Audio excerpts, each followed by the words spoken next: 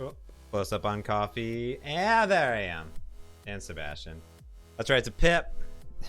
Got that penny in picture. A P&P, if you will, yeah. I figure I might as well just, you know, go ahead and do that. Welcome, everyone. Well, welcome to the stream, if you will. We were watching Penny earlier. Threw some bits her way for some treats. She seems very excited now. Need a bang Penny on here, so it's great. So it's pretty cool. I hope everyone's doing well. I'm just kind of kicking it today. It's kind of interesting day. Oh, there you go. Pelato. Seems like you got a little. I'm way up. I feel blessed. Just random. Thank you for the follow. I appreciate that. Yeah, got an AeroPress. So hopefully you were inspired by the AeroPress and my beautiful chess.com mug to get one of those. I love it. It's nice because it doesn't require that much coffee, and if you just need a single cup, boom, there it is, a little AeroPress all day, every day. Ooh, I like that copper. That cup copper. I'm way up. I feel blessed.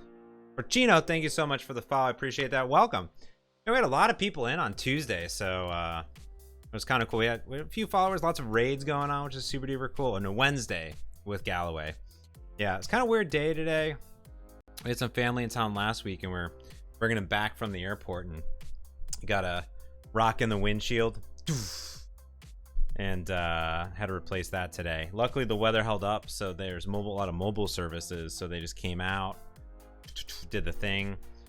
Luckily, my deductible through Geico is like $100, so we just went that route. I don't know why it was so cheap. I guess maybe it's state or something like that. So I usually would just pay for it, but the $100, I was talking to Frank, and he's like, oh yeah, just do the deductible.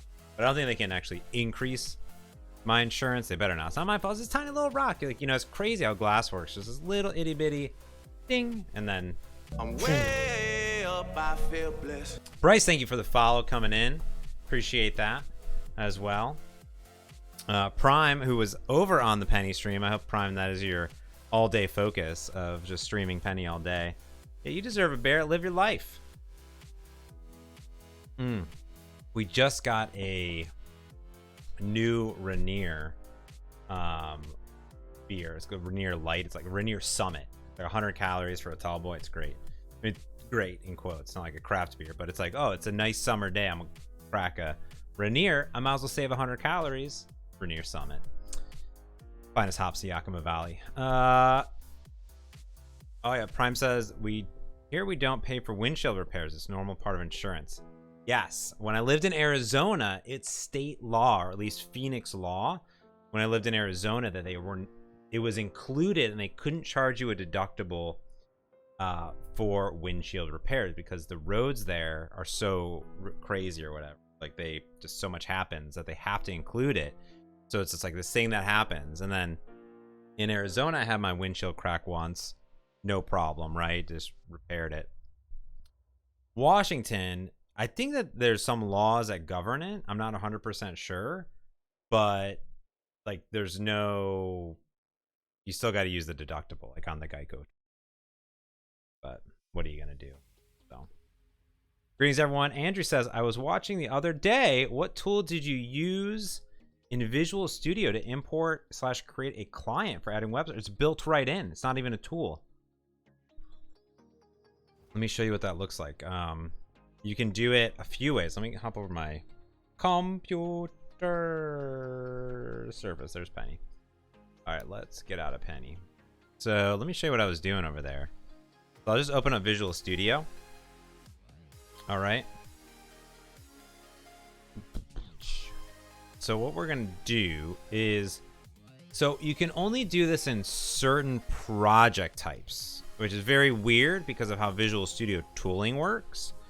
So you can do it in ASP.NET Core applications, maybe other ones like console apps or something like that. But what you can do is create a new net standard project. Standard. There we go. Let me zoom in here. So type in standard, and we want a .NET class library here. And this can be shared with anything, so it's kind of cool there. So let's call it class library 1. Boom. And then that'll spin up. So what we were doing was went inside of Visual Studio. So here, this is just a .NET Standard library, nothing special. When you right click, go to add. Why am I zoomed in so much? What's my default? What's going on here? Zoom increments 50. Try that. All right, so you right click, add connected service. Not the REST API client. That's not the one you want. That's the this is like a Swagger URL, something else. That one's a little bit different. This one, you add connected service. Nope, that is not what you do. How did I do it? You add. Wait, where did it go? How did I do that?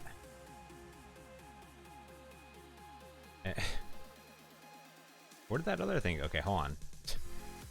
You do it in the web app or no, I did it here. You do it. I did it in the .NET Standard library. Oh yeah, this is add.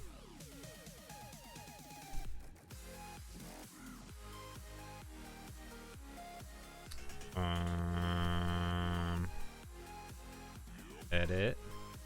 Okay, hold on. Let's just open it up. It was all a dream. All right, so I don't. What did I do? All right, let me see here. Maybe it. I was doing this thing last week where I would. So here's my shared. Now I have just a .NET Standard library, and then I did add.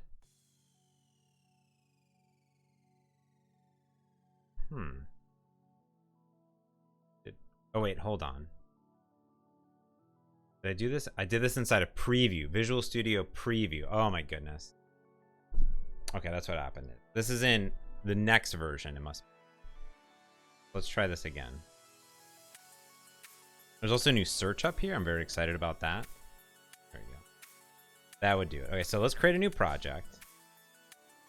And we can create a standard app. Standard net, like by itself. Boom. Boom. Hey Glenn, how's it going, buddy? Thanks for stopping by. This is new because it also has the gRPC stuff in it. So that is why that is there. This is normal preview though. But not internal, not anything special like that. I don't have internal bits here. All right, so in the preview, that's intense EDM music. All right, right click, add service reference. Boom. That's a good way to make any day better. Just insert a little James in there. So here is like the connected service for WCF. Here's the publish dialog, right? Service references. So there's gRPC, and then an Open API, which is just like a Swagger definition for Open API, which like has the new Swagger stuff. So here you can add a project, a URL. I think I had it inside of here. This weather API, boom. That was generated from Swagger, and then you just hit OK. Then what happens here is it installs any of the NuGet packages it needs to automatically do it. Yeah, service reference. Yeah, so similar. So now there's all this stuff built in, right? So it's restoring stuff, it's doing stuff, and what it does, there we go, is it adds some NuGet packages. So Microsoft extensions, I don't know if you've heard of those before, but this is a preview. API description client, Newtonsoft.json, and then nswag description client. Now, the confusing part is it doesn't really, you have to kind of do this, I think, where it's like, yeah, see, here we go. You have to kind of do show all files because it's generated code, so it doesn't show up in here. I don't really like. But since it's compile time, we can actually double click this weather API client here. And then you can see what it generated.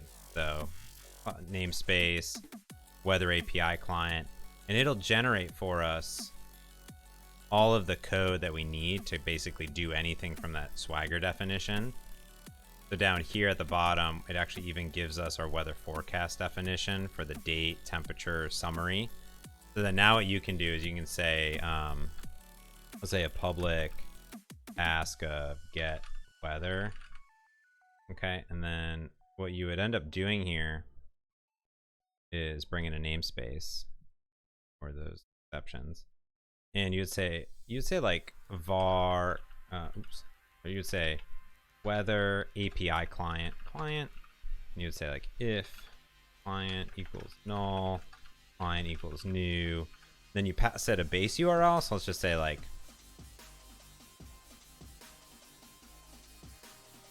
and that won't work obviously. And then you give it a new HTTP client. It's kind of silly. I don't know why you need a new one, but anyways. And then you can just say like await client dot, oh, think on here, dot weather forecast async. Bam. You can say var weather.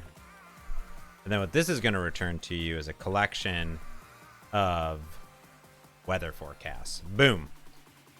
So if you have a REST service already available out there that has a Swagger definition on it, you can just literally point it at it, boom, pull it back in, and then generate your client. And then what's nice here is, let's say I do this. Ready for this? Okay, so right now, if I did like weather sub-0 dot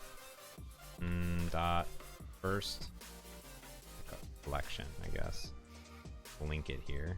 Boop. So I bring in my first, what we can see is I get date, summary, temperature here. And that's because the weather API, which is what I generated from Swagger, has version information, paths where it would get it, response codes, anything like that. And then down here, it has the information. So we have a string, which is date, temperature C, integer, and 32. So if I wanted to maybe store out another one, say F, Fahrenheit, and then I recompile this.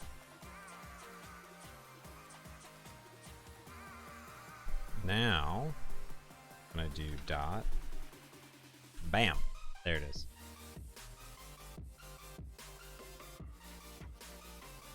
So it can, that way it can keep your stuff up to date, and it can version it, and it can generate stuff all the time there. So yeah, pretty neato, huh? It's amazing, so amazing, so amazing. Hey, thanks buddy for the follow. That host with one person, that happened to be you. That's okay, thank you so much. Big fan of those auto hosts. Oh, you did a stream yesterday, didn't you? There you go, Andrew. Yeah, if that helps, there we go. So it's in the preview version. You can run that side by side, right? I just have them side by side. You're good to go. Install it, good to go. In fact, if I open up like my Visual Studio installer, I have all the Visual Studios installed. So what do we have here?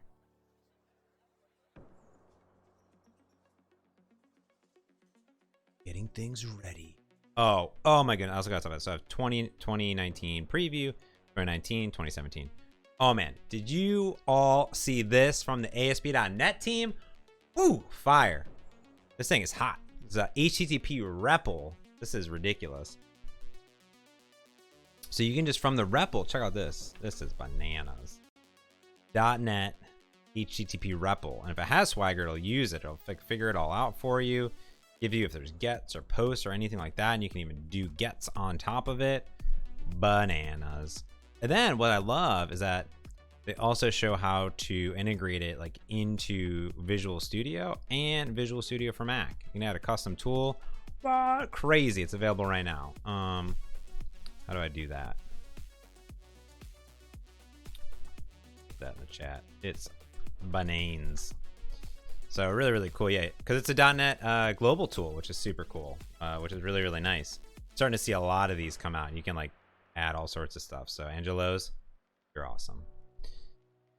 I also did this blog post today under .NET here. Oops, Xamarin. I had this. I made this last night. This was my me stressed out for 24 hours trying to get this blog post done. Of me like creating a contact sheet and using all of Xamarin Essentials in 4 lines of code to click on all the things and do all the things. So make a phone call, send an SMS, send an email, navigate to somewhere. All super duper simple. Just a little bit of code here, which is nice. Little image buttons. Everybody loves a little image button. And literally the code is 4 lines of code. 1 to compose, 1 to compose an email, 1 to open the dialer, 1 to open the map. Boom. Of course, I process exceptions. It's really more than 4 lines of code, but what are you going to do? I did that. Nice. That's a good one, too. It's with the longest URL. Look at that. We also did something I'm very excited about, which we talked about before. We finally got Xamarin.com, new Xamarin homepage on the .NET website, which is the same as if you go to ASP.NET, Xamarin.com, ASP.NET, which is really cool. So you can learn all about the Xamarins nonstop, which I love. We have some new images coming. I worked with the graphics team. We have some new hot graphics coming in. But yeah, this has been pretty butter. You can go into like cross-platform. You can like learn about Xamarin.Forms, about Essentials. It's back, baby. It's great. Here's Xamarin.Forms, all sorts of good stuff. We're gonna have a new section when Hot Reload launches, so a whole Xamarin.Forms Hot Reload page, which will be cool to learn all about it with the tooling. Really excited. There's a bunch of good tooling stuff. Clinton Rocksmith coming in, saving his status up there as the whatever the mega thing is, whatever that thing is, whatever that thing is in the top right. Thank you, Clinton, for the bits. I appreciate that. Gotta make sure we give Clinton some love over there. Today we're gonna do some Hanselman.Forms. You know what day it is. It is a Friday. But yeah, those are kind of the updates. Yeah, pretty excited about that. We just rolled out Hot Reload to hundreds of more people, so give that a go. Yeah, feedback on the site is good. You can, if you want, click on this feedback button, right? Check this out. This is really cool. So you know how you can go to, let's say docs.microsoft.com, and let's say you're like, oh, I'm reading this documentation, right? And I'm on Essentials, and I'm like, I'm on the accelerometer. I'm like, oh, cool, you know, this is really good, but I find a typo. You could do a few things. You could give feedback. Cool, like, all right. You leave some feedback on the GitHub about this page, or you can just edit it. Boom. When you edit this puppy, it just, you can do a pull request right away, right into it. So good. Do the pull request. So that's rad. So the other thing you can do on this website for any of these, like let's say you're on the Xamarin page, you could be like, oh, you know, like, I don't know, you love this page, and you're like, I'm gonna go in here. You can give specific feedback or generic feedback. So you could be like, I love this section. Oh, cross-platform. Like, oh, that's great. Like, give it a love. Like, whoa, so cool. I feel blessed. I'm not gonna do it because I don't want it to mess with numbers. I'm not trying to boost my own numbers. But you can give feedback on a full page. Like, oh, this is really good. Like, I rate this page like a 4 out of 5. And we read every single one of these on every single page. And even still, if you're getting started, like really getting started, you can hit this get started button, and we have a new 10-minute tutorial to get started with Xamarin for both Mac OS and this, which is cool. When you come to learn the Learning Center, you can tap on any of these. So let's say you're doing web, boom, same experience. Mobile, same experience, right? Console, same experience. So how great it is kind of see that .NET kind of ecosystem come together there, which is cool. Anyways, all right, let's do this over here. Don't save that.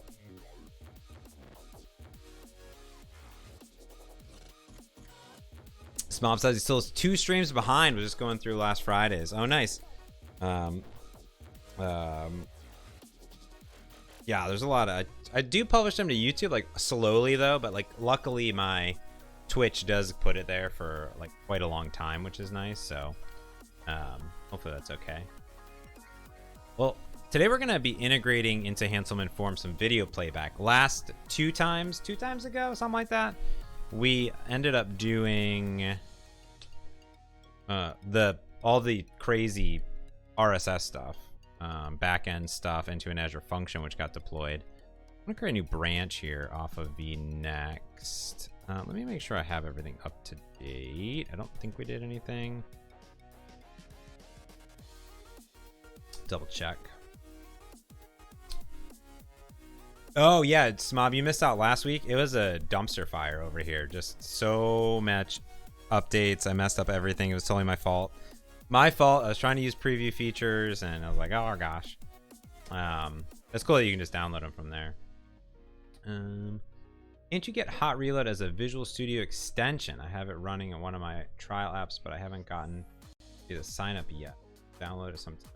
No, it's like the new Xamarin Hot Reload official package. If you just search Hot Reload in the extension gallery, you're gonna find a bunch of third-party ones, but not official ones, right? So the official one, which will be built into Visual Studio eventually. You won't need to install anything. Where is it at? Right here. So if you clicked on this link and signed up, it's on Mac and PC. Then they're sending out emails for that, so give that a go. You know, like when there's a fire and it's inside of a dumpster and you set it on fire, it's like not good, basically. Dan Skew. I don't know where that came from. It's just like, you know, been forever of a saying. Oh, there's pull requests. Oh, this is all the same. So Android X migration, not quite ready for that, buddy. All right, cool. Let's do a new branch. And we're going to call it video playback. Boop. So let us first take a look at what we want to do over here. So if we remember our app, I think I have it here. Bixby, go away, Bixby. No one wants to. So videos. Last week we just got this up here. So we have a few things here. What we want to do is we have Hanselman. We're going to fix this up, make it way more pretty at some point in the future. Kind of like our podcasts here. Kind of would make sense they were similar. Maybe we can merge these together into scrollable views. Hello to Brazil. I love Brazil. I was in Sao Paulo last year, a year and a half ago with Donovan, 2 years ago with Donovan. Wow, it's been forever. I gotta get back down to South America soon, which is cool. And this is the Hanselman, like this is the stuff here. Yeah, it'd be cool maybe to just put all of these together and like maybe put it, you know, put this in like a, you know, videos, podcasts, you know, that'd be kind of nice. Hey Tony, how's it going? So maybe 4 tabs. Like here's the blog. Boom. Cool. Here's the about page. I don't know. So I'm not sure what's up with these fonts. We need to change the font awesome, I think. There we go. Picture.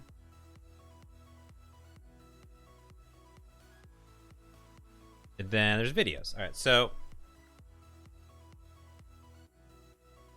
I am coming. So Tony asks, yeah, where, when, and how is James coming to Europe? Well, right now we're planning out a few MVPs right now. So, and community members. Down here, I tweeted it out.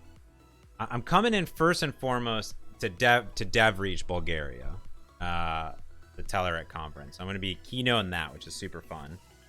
And then from Bulgaria, I want to travel somewhere. And from there, I want to just travel by train.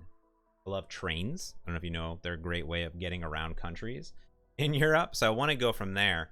And there is the Xamarin Expert Day in Cologne, Germany. I've never been there. I've been to few places. Well, actually, I've only been to Munich. Been to Munich in Germany, and that's about it. Many a times. Worked in Romania. So I'm going to do that. And then there's the Belgium. There's the Xamarin Dev Days there. So I'll probably have to leave at some point. Get into this thing, you know, do a morning train or a night train or something.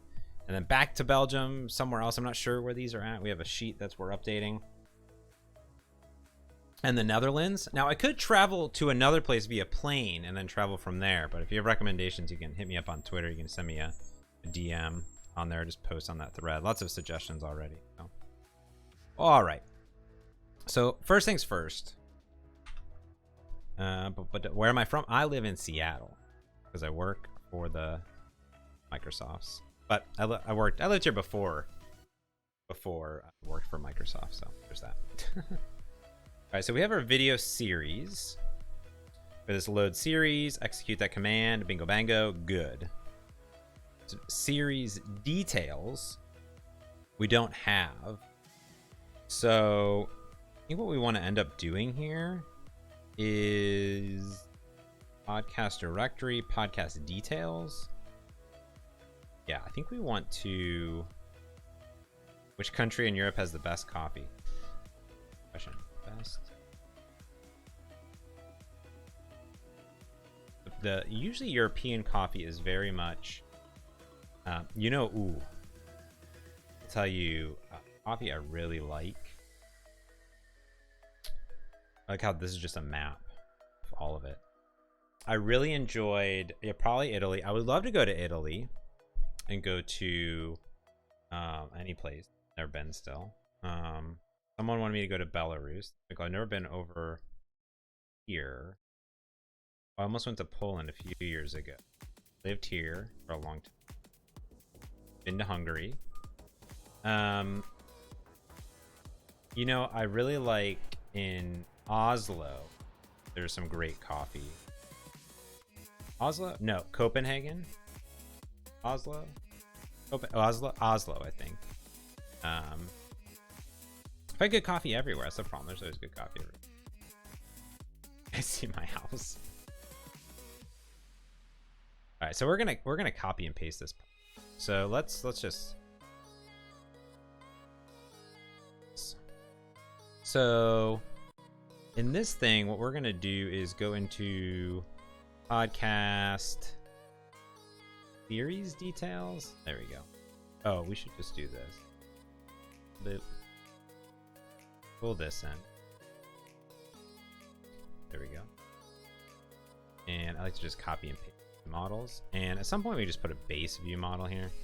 But don't forget this. Don't forget that there's a little gear here, and you can just add missing gear. Boop. And then we should also do this, move to the top of this page, and then we're starting new here, so we can say cheer. And Mr. Clinton Rocksmith coming in with 100 cheers on. Wow, 1st of August. Amazing. Coffee. Flavored fair trade coffee is good. I like all coffee. Usually I'll start with a coffee, get an afternoon coffee, finish the night with a coffee. Ain't nothing wrong with that. So this video series, when I tap on it, I can create a new video series. So let's do that. Let's rename this pup. Name it. This will be a video series. Rename that. And here we'll say all episodes. Name video.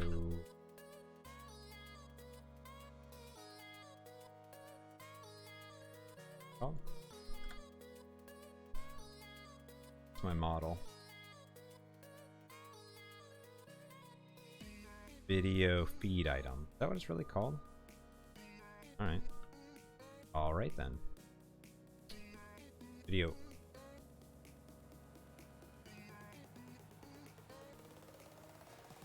Oh, this book. Can I just rename that? Oh, that's actually. Can I change the type? Not. Wow, Visual Studio is very upset at me. Exceptions happening here. That'd be nice if I could rename this and then it would trickle down. You know what I mean? That would be nice. This would be video feed item, and we'll call this. Oh. It's gonna be our video series. So I can rename this. I always forget. Oh, actually, you know what? Does it? It still lets me do it. Okay, look at that. So it's like you changed it. Did everyone see that here? All right, let's try that again. So normally you have podcasts, right? And you do this and you say rename. It's like, cool, you want to rename it, great. But then you see I did video series, and then this thing kicks in. It's like, hey, you just renamed it, you're using it other places, do you want to change that? What the heck, Roslyn? And then it didn't work, so that was good. That's good. It just work. Well, that's supposed to work. Video series. I am on the. Well, I'm on this. What is happening here? Man, what's going on here? I'll open this in Notepad. It doesn't like my refactoring. Oh, I think it's because this thing doesn't actually exist.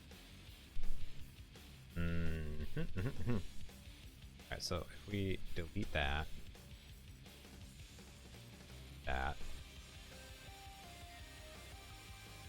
this work. So it still should let me change it. That's my thing. Is like, even though it's not a successful change, nope, still doesn't like it. So what's happening is I think that it's like, hey, this isn't a valid change because you're using it down here. See?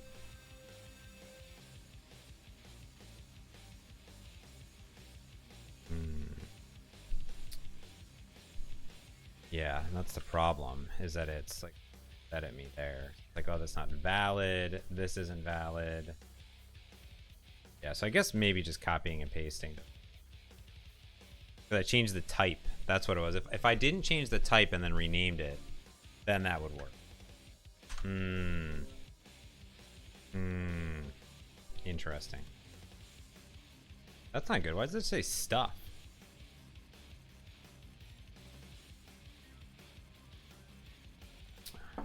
You think AI will take over the world in the next 10 years? I don't know. I don't know if AI. I think it will definitely enrich things. Maybe make things not so good. Bryce asks, where can I buy Xamarin goodies? Good question. If you go to the .NET Foundation store, here. Now, prefaced that we're adding more stuff actively, okay? So there's no stickers today. They are actively being added. People are putting them into packages today. And then there is apparel, though, for men and women. So there's Xamagon shirts down here that you can pick up. Ship worldwide, which is super cool. We're adding stickers, so if you might want to hold off, bundle it together. Also, I'm going to try to sneak in Xamarin monkeys in there. Tell anyone. I don't know what those are going to cost yet. I think it'd be a few bucks or so, but I don't know how much people would pay for a monkey, a stuffed monkey. Put it in the chat. How much do you think we should charge for monkeys? Sticker packs will come in 10, 25, and 50s. So, let me know there.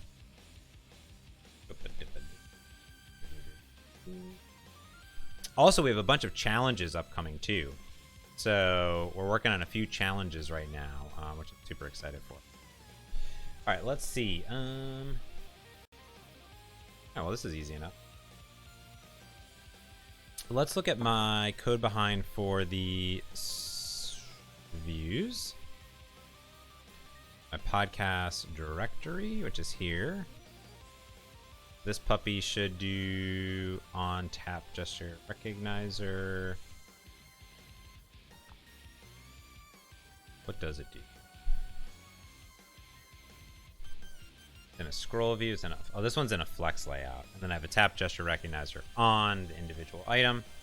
In this one, this is a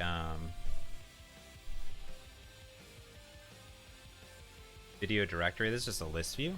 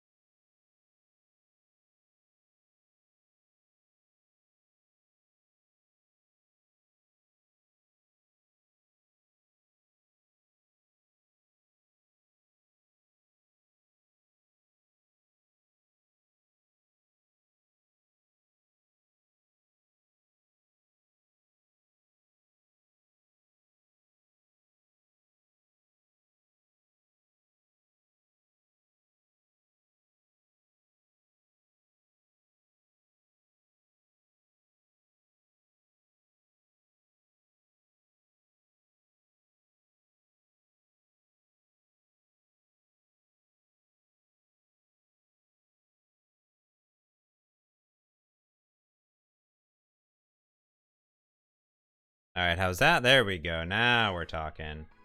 Wow, wow, wow, wow, wow. There we go. We're back. Yes, yes, yes. I think you should have seen. Did you all see the little thingy in there, like the be right back disconnecty thing? No. There's a new thing. I think I was reading the. Oh, no. Yeah, good. The disconnect stuff at least works, so that's good. I was looking at. There's this new C# fundamentals with our main man Bob Tabor. You got to get on this. All right, so if you want to learn C#, boom. I should probably tweet that out, huh?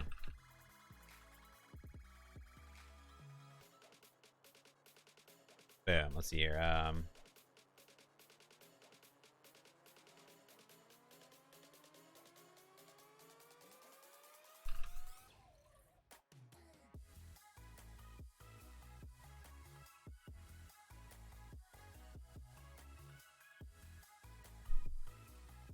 Boom. Mr. Bob Tabor himself. Great dude. Cool. James Gino asks, is a good moment to use collection view in production? Yeah, go for it. Depends on what you need it for, but we're using it here in the Hanselman.Forms app. So if it fits your needs today, go for it. I would say if you're waiting on features, then wait for features. But I love it as well. Ben Azir, thank you so much. Appreciate that. Blah, blah, blah, blah. I'm reading through the backlog of my stream. All right, cool. Everyone's back. Wow, we got a lot of people on the stream. That's good. I'm glad that it glad that I docked completely down. Ugh. Oh gosh. Okay. So that's the video directory. Let's go ahead and add a click. Selected. Item selected. There we go. Boop. All right, let's go into our code behind here. Video directory. Oh. I'm not going to use that. If it's a view and oh, I don't even need any of this. I can just do if e dot index is that and series null. So then we'll push it. We'll do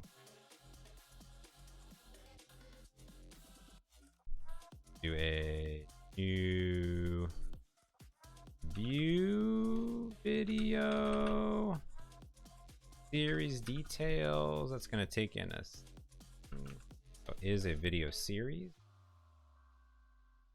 Oop. Awesome. And then we can do video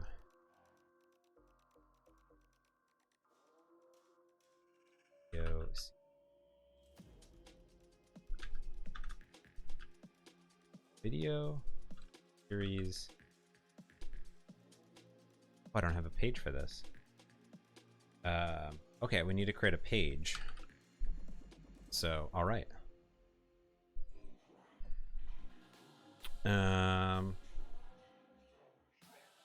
The video directory page. That's this.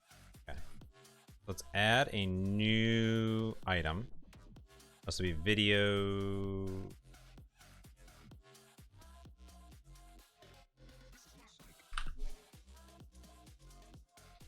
Video series page. Good enough. I just added a list view page. All right, it's fine.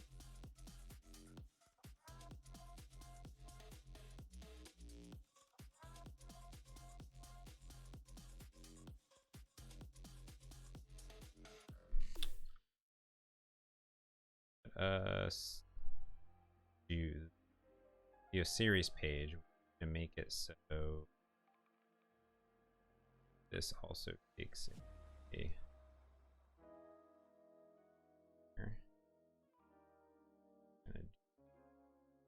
do a new video series detail.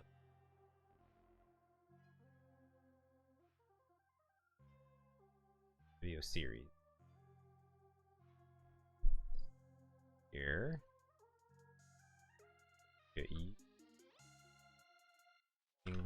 Context. Close a new video series details. I don't know if I love the name of these yet. Okay. This. Boop. Rid of all this. Don't need any of that. This. Alright, cool. That's good. And then what we're gonna do here is we're gonna copy and paste some stuff from our podcast page.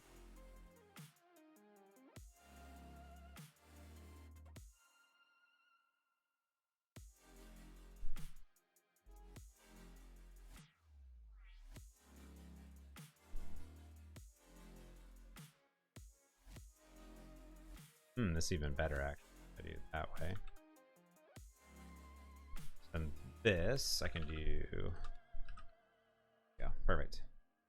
All right, so now what we should be able to do is what?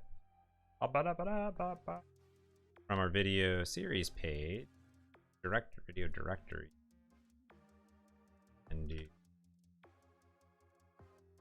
video series page.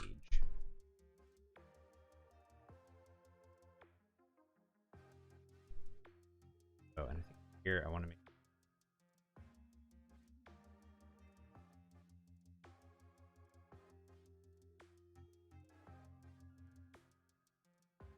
Yeah, see if that works. Whoa, so much chat room. Oh, it's pretty late there in France. Nice. Bryce, yeah, just party all night. I was up till 2 a.m. working. Little bananas. Ben is asking, why was hot reload invitation only? So well, it wasn't necessarily invitation only. So invitation applies that we invited people directly to it. So the first, what we did is we did a private preview where you could you know, submit a ticket and then you go into a queue and we would roll it out basically. Think of it as a rolling beta. So the reason for this, it makes a lot of sense if you think about it, is like we could just put it up immediately, public preview, get it out there, but we wanted to get the feedback from people that would go through the effort of going and filling out a form. That's the first thing. So, you know, people are going to be a little bit more active. We know that they have interest in using the product instead of just blanking it out there. But additionally, going through this gives us a communication channel. Because let's say we just blog like, oh, public preview, go try it. Like, how do we get that feedback? How do we get tickets back from you? How do we continue to improve the product? And, you know, we'd set it, you know, there's the team, right? I'm not on the team, nor do I work directly with the, I mean, I work kind of directly with the team, but, you know, they are, I mess up. Fine. What did I do? Handle app. Did I just delete that?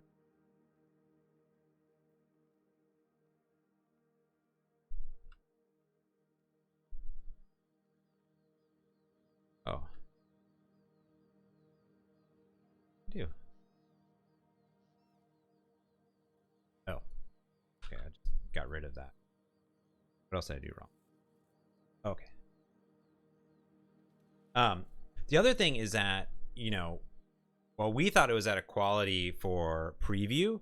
We want to make sure that before we roll that out to the general populace, you really want to ensure that you found any, you know, of those early edge cases that are out there and fix those up before you roll it out, because you want to have a really good, you know, preview of it out there. So kind of like different just kind of reasons and rationales of kind of rolling it out there. Multiple I'm way up, I feel blessed.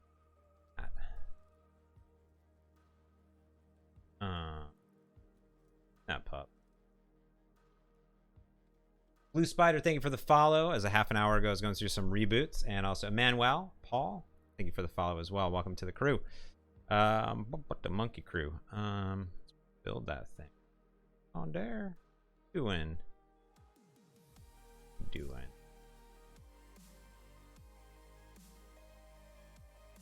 Yeah.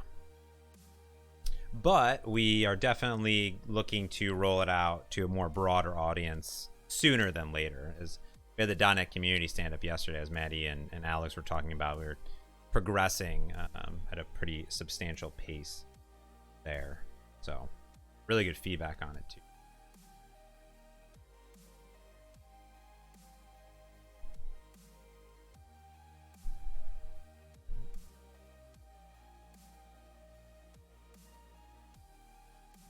Prime, you don't actually need to focus on anything. You just need to be in and around so my follower count stays high. That's all that matters. Nice. Yeah, they just released another batch today of a bunch, so they've been rolling them out as well. And then we did, since we announced it at Xamarin Dev Summit, we gave it first to anyone at Xamarin Dev Summit, which was kind of like a nice, like, hey, you're here, you know, at the conference, a special treat for everyone. Then we continue to roll it out to else over time. So, all right, come on, file.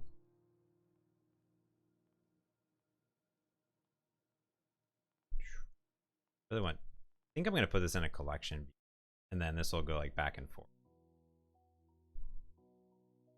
Happiest moment of your life. I just installed that on Visual Studio for Mac yesterday. I was playing with it. It worked great. So also in Visor, there's a always on top option, just like on the emulator. So that's why this thing here, I can just go here and it's like, boop, always on top, which is super duper nice. On compile. I think also what I need to do is go into my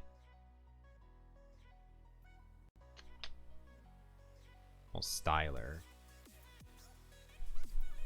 And then I'll turn off on save. Or else every time I'm saving and I hit save, then it updates. So now I just can right click and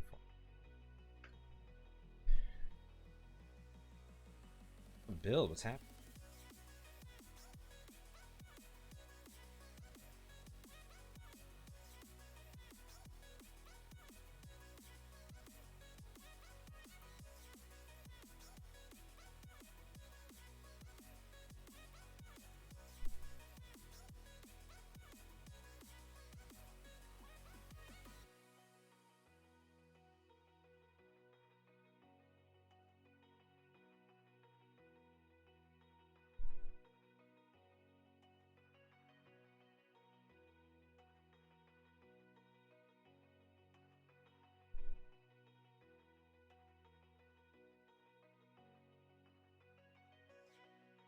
All right, finally built.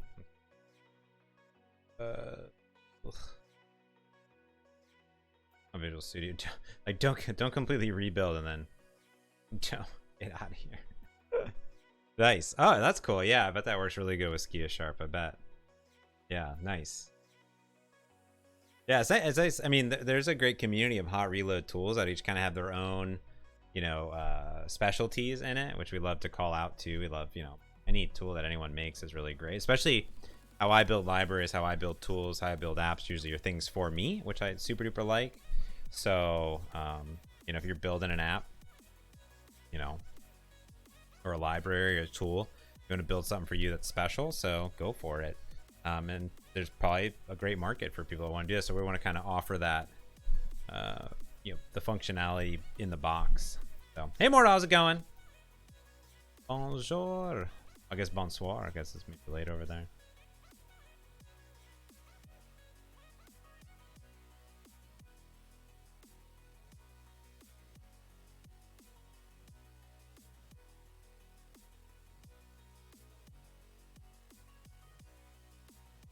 A while to happy.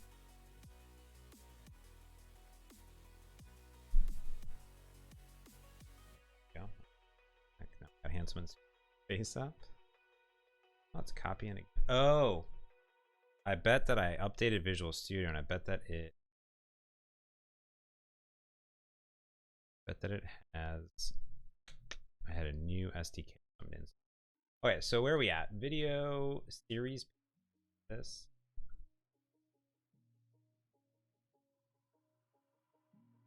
video.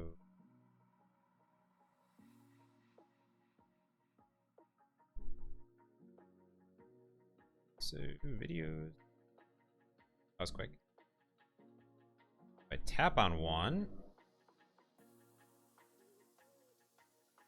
Is that the right page? Let's see here. Oh, there's probably nothing here yet. So let us see.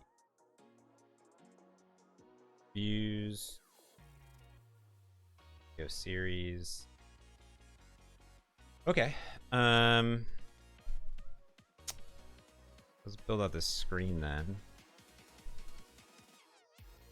That. Do my view model, video series details. There should be episodes.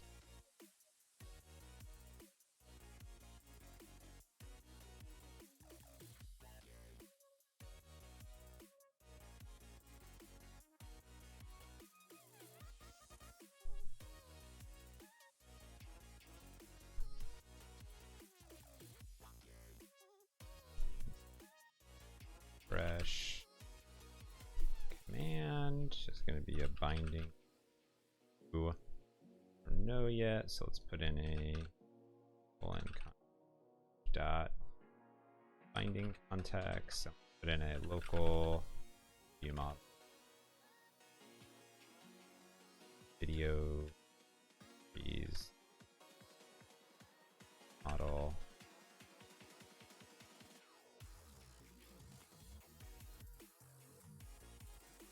Model of a video series. Let us ask that.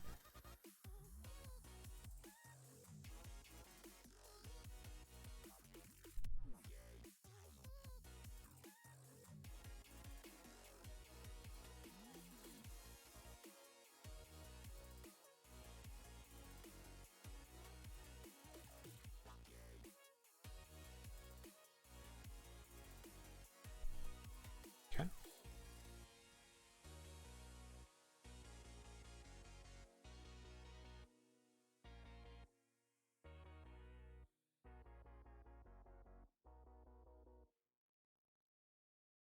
Okay, so the question becomes, okay, so one thing that I did here.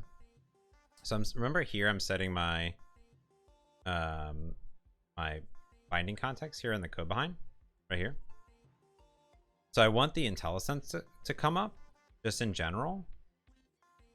So what I do over in my video series page is I can just mark this binding context with information here.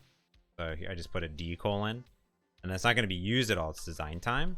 But what's nice is that it gives me the IntelliSense here, which is nice. Same thing here. We could actually get rid of stuff we don't need at all. Item template for now. We don't need this. Let's get rid of all the junk. Now, let's see if it actually got anything. Probably not. And then we probably need to do refresh command. Is this enabled? Refresh.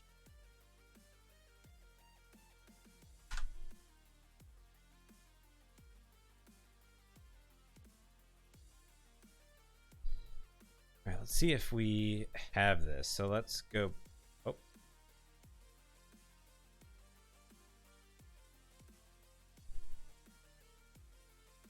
So let's see if this actually is doing anything.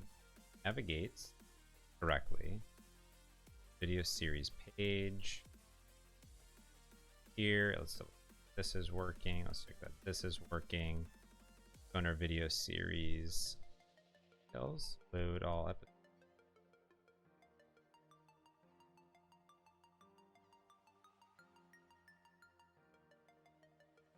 Okay, so we pass in a series, which we have. The identifier is Azure Fridays. Correct. Load more videos. execute get video episodes async. Let's go to implementation. It'll be in our data service.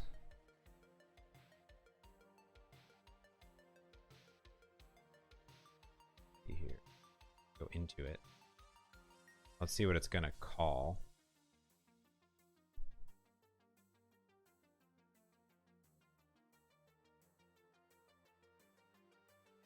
Have anything? Let's start the guy.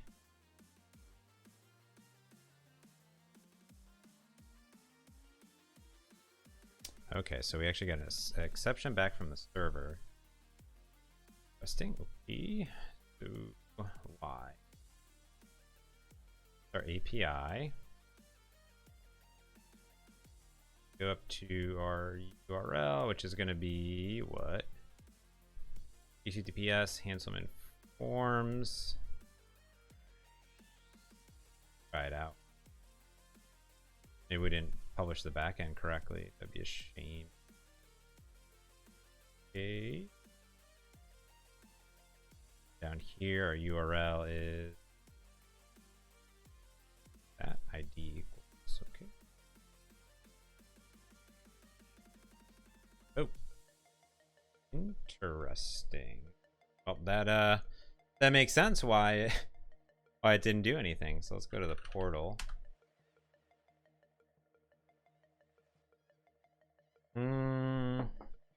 What did I get, Prime? I got a I did get an unauthorized.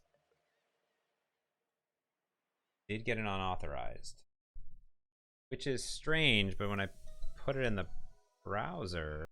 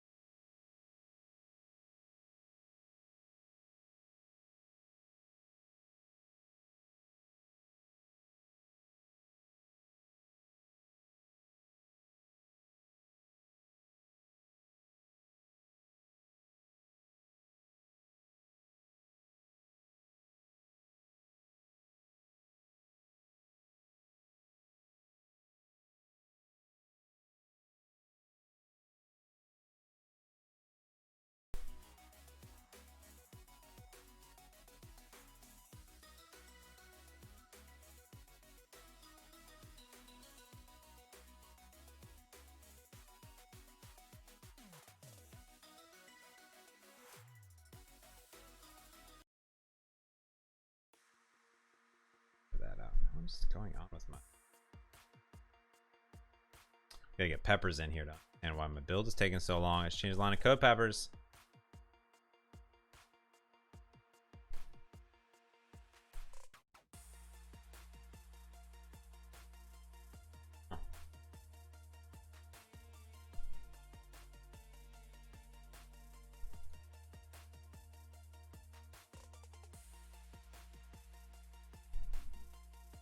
Oh, interesting. Something not enabled? Like something is not enabled for some reason. Yeah, it seems like that took way too long to redeploy. I'm assuming that something is checked or not checked for some reason. I don't... Very strange. I'll check that after I get out of here. Check the settings. All right, let's see. So we're in our video series.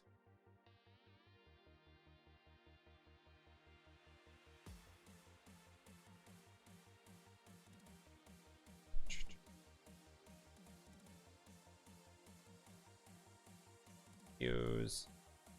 Fridays. Got a lot of breakpoints. Here. Here.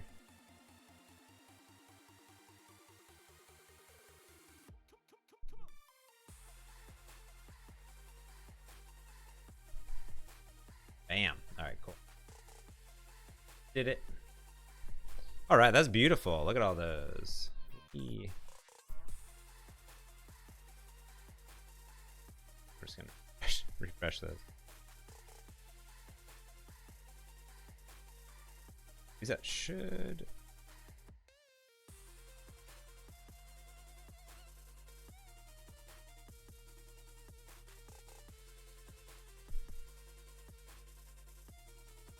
All right, so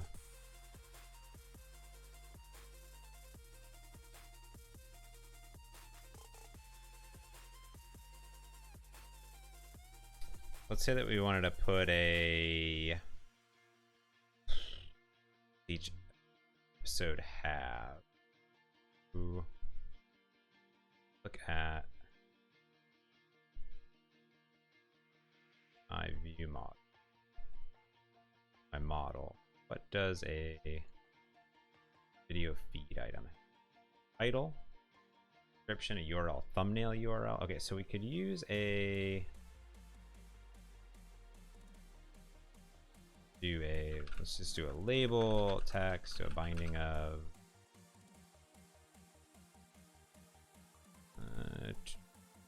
one thing I wanted to do. Let's do title.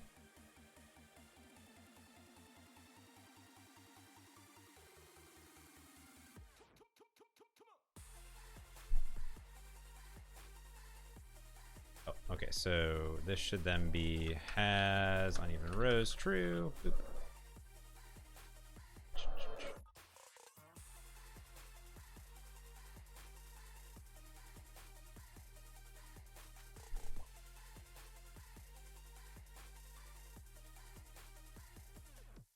And separator color visibility, and then we could do like a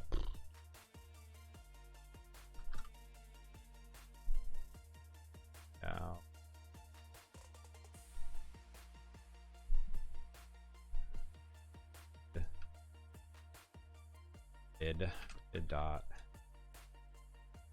column definitions.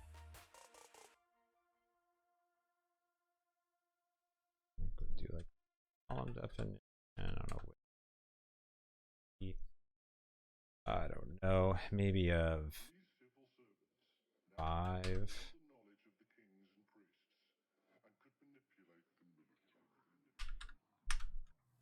7, 5 maybe. Let's do that.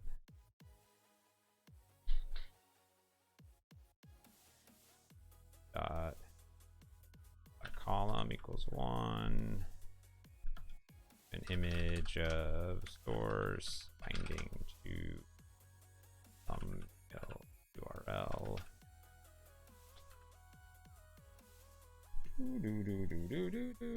Cool. Come on. Some people dream of success while hard at it. Nothing is impossible. Palmy, thank you so much. 7-month streak. Thank you so much for being a subscriber. Also, just with a normal, not even a Twitch Prime. So I appreciate that. Appreciate you being a subscriber, supporting creators all over the globes, and of course, supporting those Duke Langer monkeys of the world. Super duper appreciate that, Palmy. Cool. Go into it. So we got that. Blah blah blah. Got some images. What's the pull? The refresh is not working for some reason. Not sure why. Did I do it wrong? Where's my video?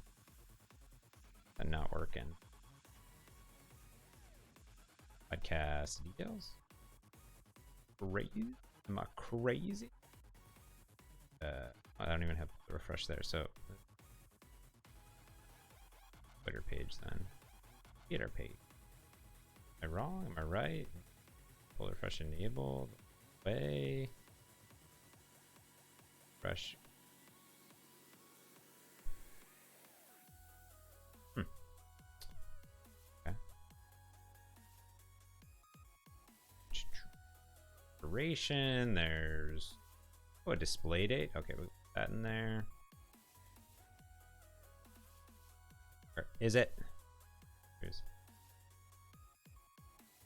Maybe we'll do something like a. Let's see if the IntelliSense will come up. I do d : list of view dot item source. Then I do. How do I do that array?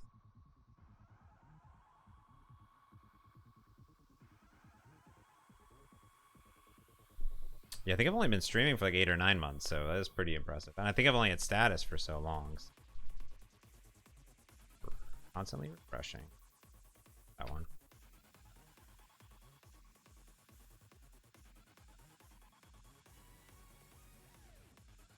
So here we're gonna do model, video, feed item.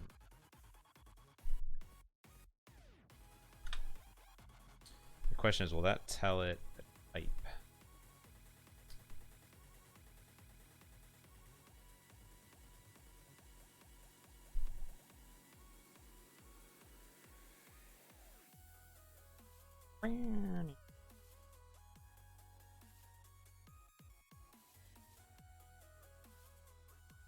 This here, text, finding. Oh. Used to come up in there, I swear.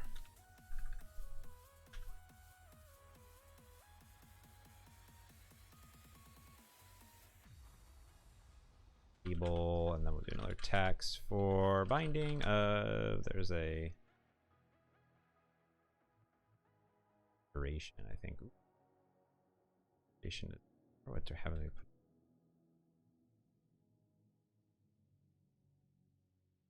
What happens there?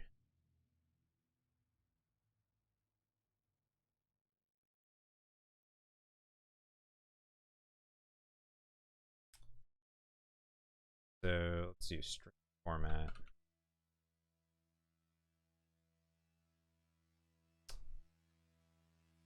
You can see I always literally go to this one.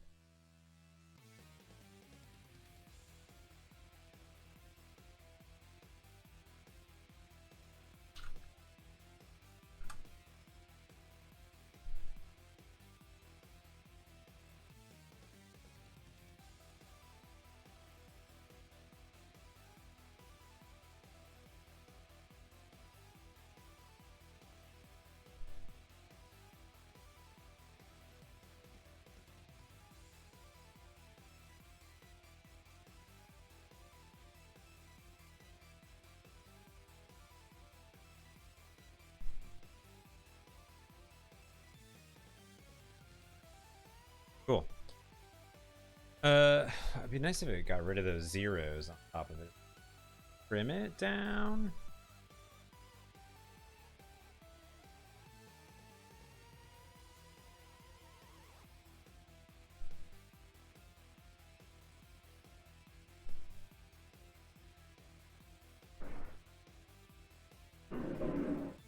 Got the Blue Angels out there today, tearing up the sky.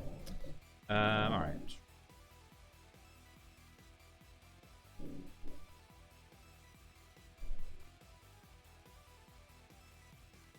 What does T do? I don't know what. I don't even know where I got T from.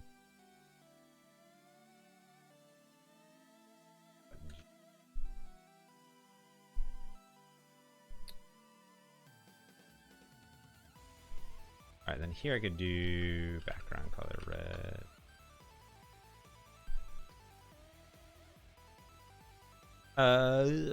Palmy says, I noticed something. People are use D: and XAML like you're doing.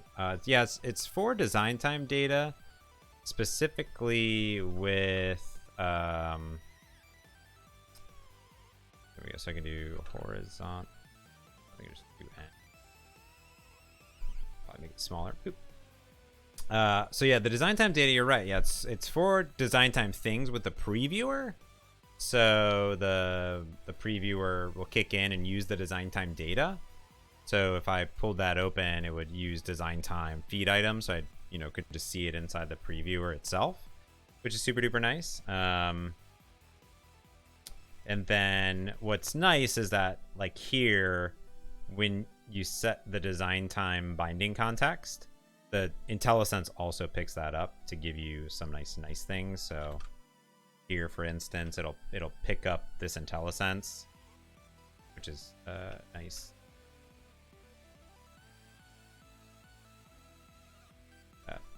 Video series. That's not it. Should at least pull up it. Oh, what episodes? Yeah, so it helps pick up some of the IntelliSense that's in there. Okay, so I want this to be like 0.7, and then maybe we want this to be aspect. So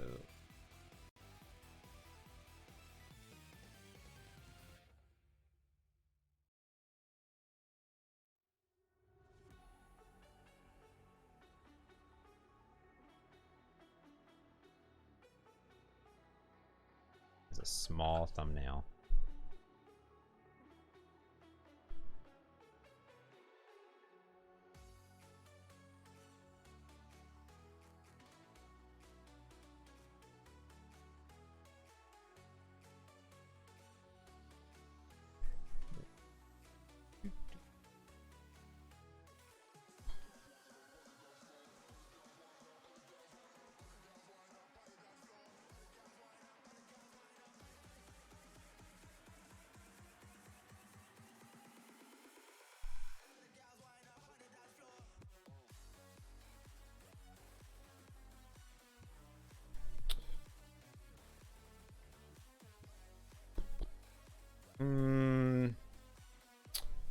Yeah, so Havmo says, yeah, for IntelliSense is nice. Yeah, I mean, I could just not do this at all.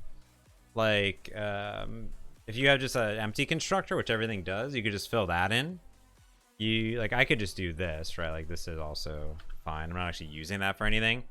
The cool part is that how this works, though, is on any of these properties, you could just do D: text and then say hello, and then that would be, you don't need to use data binding, you just put text in there, right?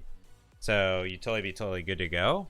The only thing that you would need to do is like have an array of items inside of here. So I can kind of show how that works here in a second, but let me finish this up. How does this work? There is video URLs. That's the thumbnail URL. Pretty low res. But all right.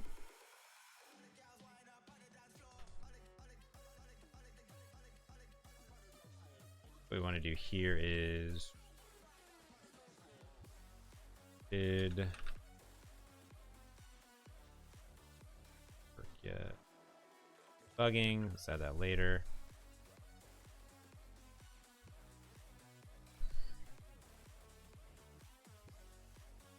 Oh, you have an old one. Let me see what you have. Yeah, the funny part is like the XAML stuff can definitely be tricked. Yeah, so D:. Does that work? Oh, does that? Oh, interesting. Can you ignore multiple things though? Question mark. Yeah, this. Because can you do see. So do like D that, right?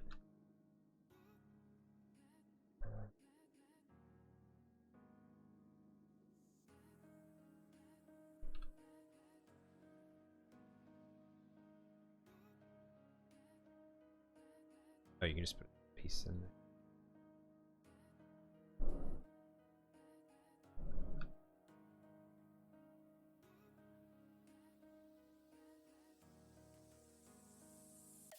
Ooh, this needs to be definitely.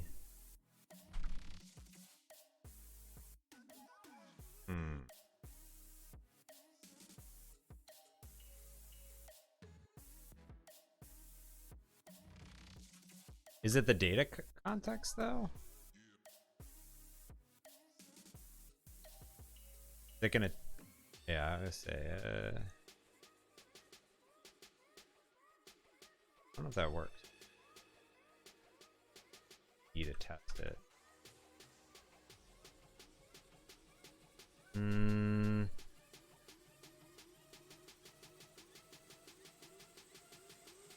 Doesn't seem like it does it. Let's see if there's anything in here. Definitely in there.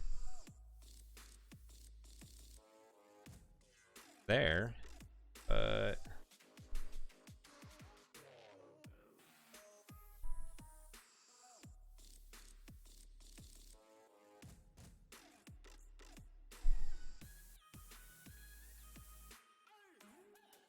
you did.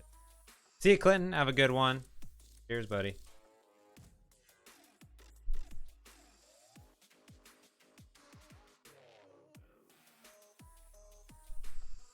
What's this X data type?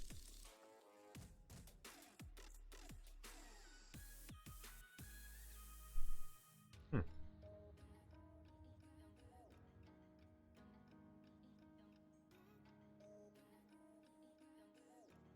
feel like it brings it. Did you bring in other packages or anything? I'm not sure. We'll have to figure that out. I'm gonna keep that in there though.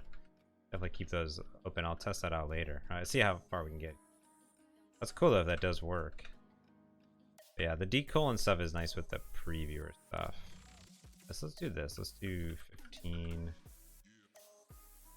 Full material iOS.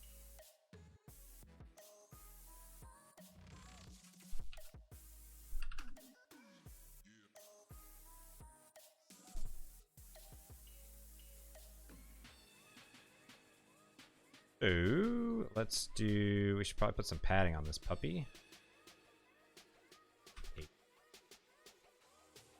Good rule. Looks good. All right, so we got all the items in here. Blah, blah, blah, blah, blah.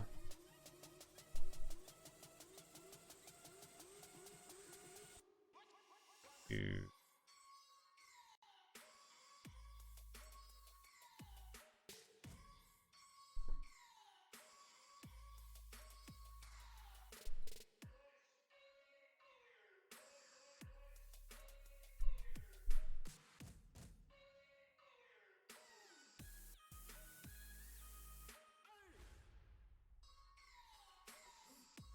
It'd be cool if I had the big thumbnail. I could just do it. Oh, for compiled binding. I'll take a look at that and see. One thing we're definitely going to be putting is these docs, or updating these docs quite a bit. So if you have questions on there, that'd be cool. But yeah, it'd be nice maybe for just, yeah, for IntelliSense stuff. We'll definitely try to do those. Oh, compiled bind.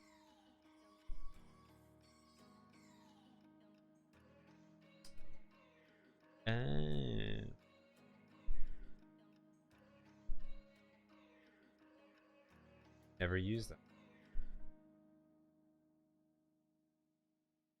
Huh.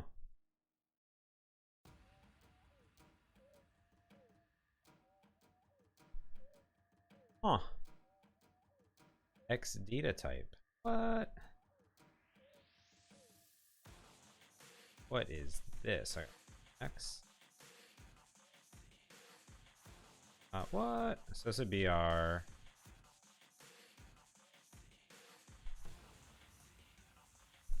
Oh, and then that knows to compile it correctly, so it'll check to make sure things are correct. That one is, it's just for, whoa, for performance. What? Holy bananas. No one's blogged about that. That's ridiculous. All right, cool. I'm going to get on it. Thank you. That's great. The team, there's so much to remember. All right, it looks pretty okay. All right, let's, how do you change the selected color in the list view? You can't. You could do like a custom render. What I do is this. So we don't want it to be selected. So we do a few things. This is easy. So in our video directory thing here, we'll do item tapped. Add another one there. Our video series, we'll do 2. We'll do a tapped.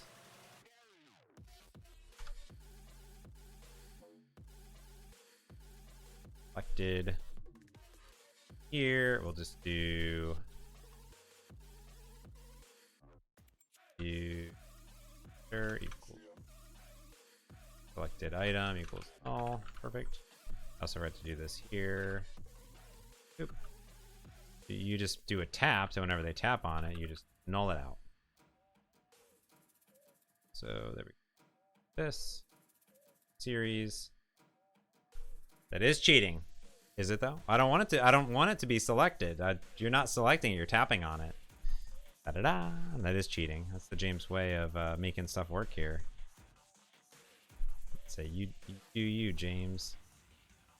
So this should be a video feed item. Data type and binding context are different view models. Is that correct? Did I mess up? It should tell me, right?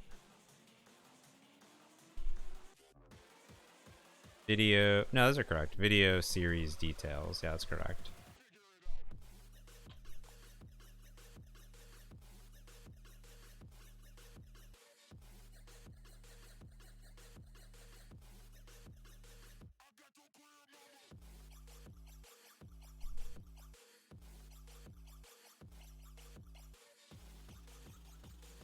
Yeah, I think they're just really not named great, to be honest with you. So like, there's video series view model, but there's like, this should really be, let's rename it. This should be video directory view model. Highly doubt that updated everywhere. Video directory view model. Let's see. Then, oh, see if this works. So x:\data type video directory. So then we have a video series details. That doesn't seem right.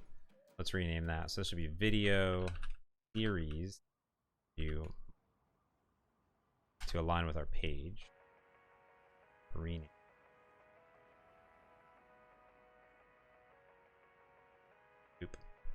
Then this, our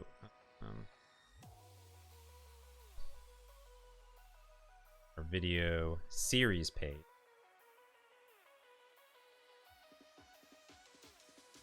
Update? Oh, maybe I messed that up when I was doing video series view model. Okay, those are correct. Video series is a video series page. This would be a video.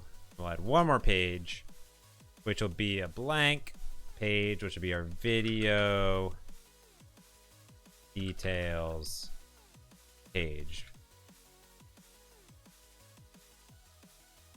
Details page. Boom. So that will be our video details page in which we want to display a video on it. So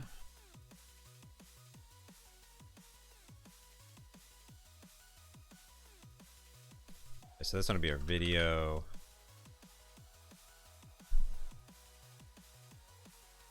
Oh yeah. Yeah.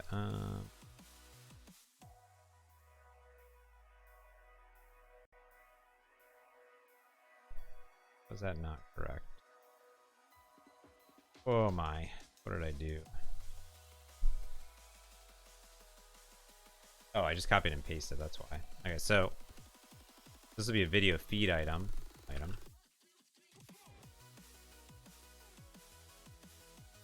This will be our video details view model, which will take in this. Boom. And this will be our base view model. Model base? View model base? Okay. Then we'll have a public video feed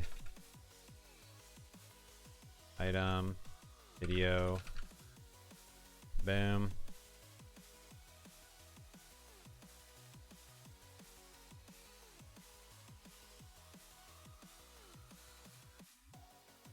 Like that. There we go. Yeah. Pretty much.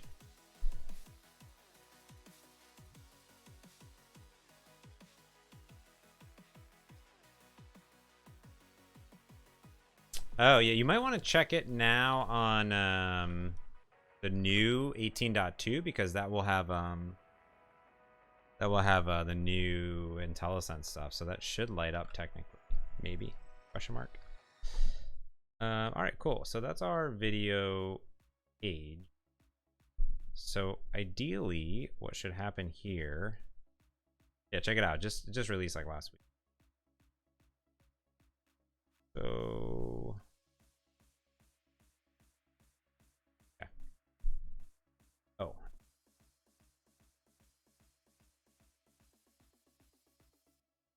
Video page, right?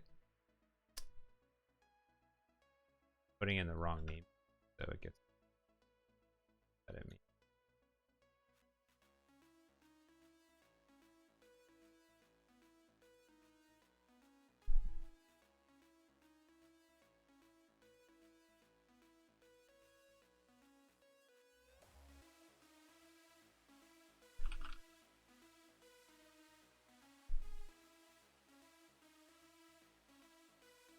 Video sales model work.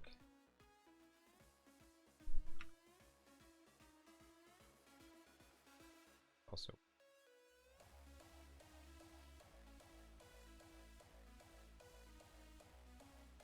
there we go. That worked. Bloop. Video spelled it wrong. Video details page. There you go. Teaching myself a semester for I was teaching first semester programming students about 3 months ago, and Telegram trick would come in handy. Oh, nice.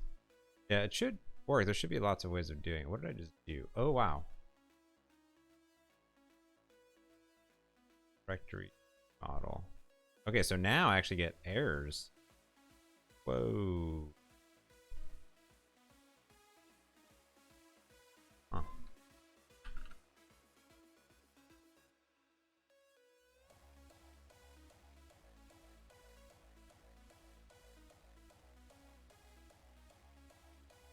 No, it's an oh wow, cool. That's funny that actually works. So what is it? Not art then. Video directory. Art, no. Oh, interesting. So it trickles this down. So if it's in a list view, you need to tell the list view that the data type is that. So well, that's interesting. So this would be X : data type and be a video.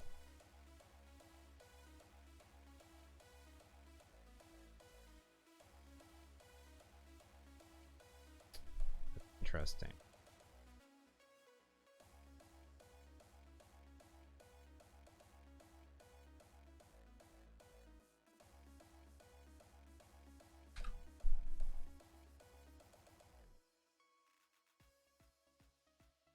You gotta say, oh, what's inside of here is this thing. That would be art. Okay.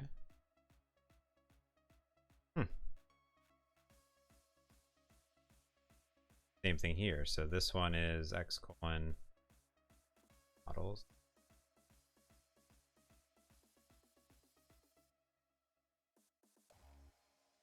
X.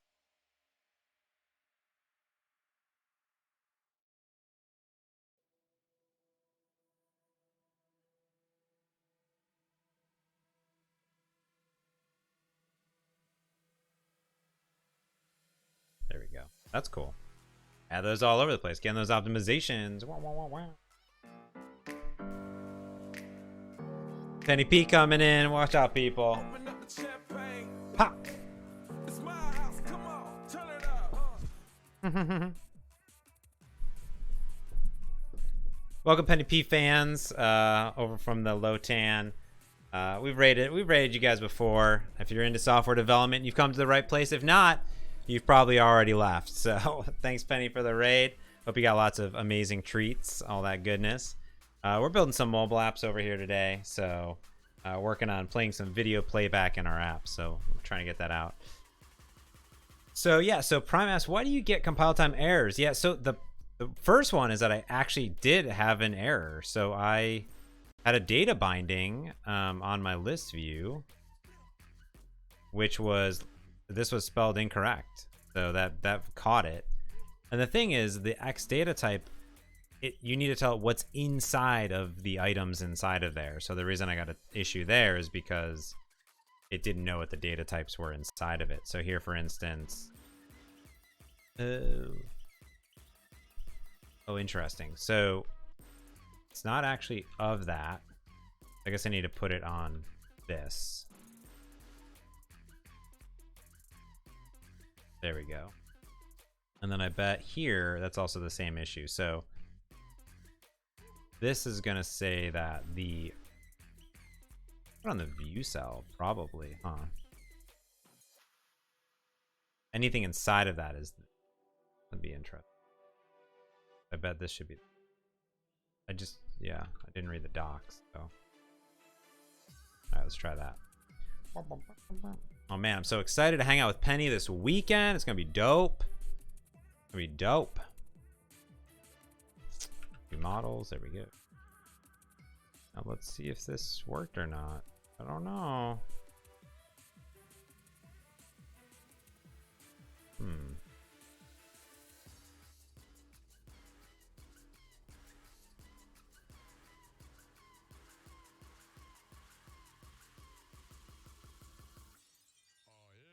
Oh.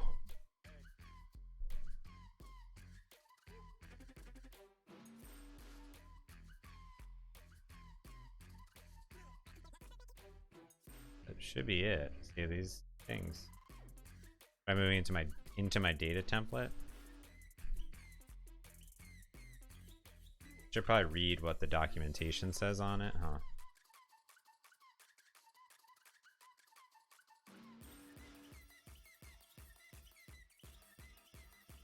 Stack layer.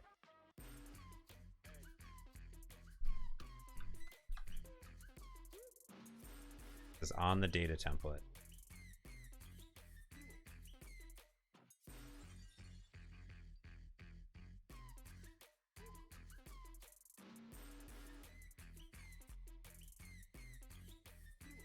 Oh, great find.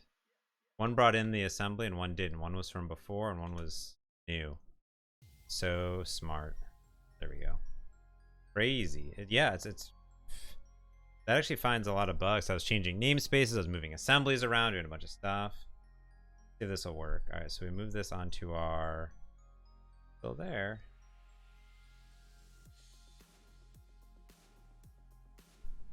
Video series. Can't find thumbnail. Oh, because it's not on mine. Here.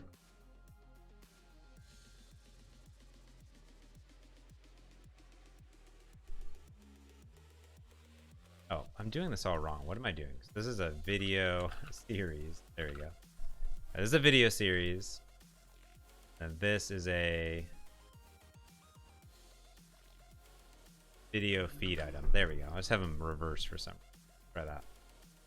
Wait, am I doing the right thing? Not doing the right thing. What am I doing? Video series page.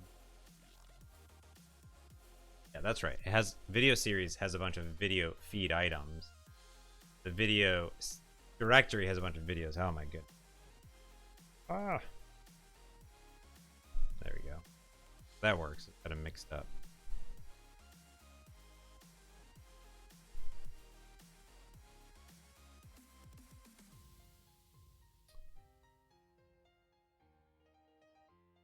Videos, Azure Fridays. Boop. So now, click the. You get this nice highlight in the background, but that's it. Boop. Boop.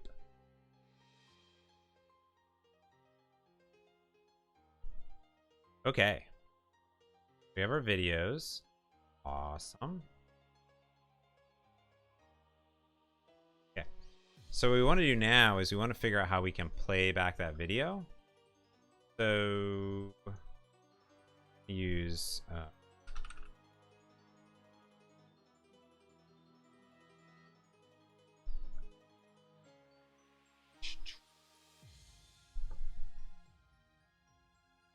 install media manager.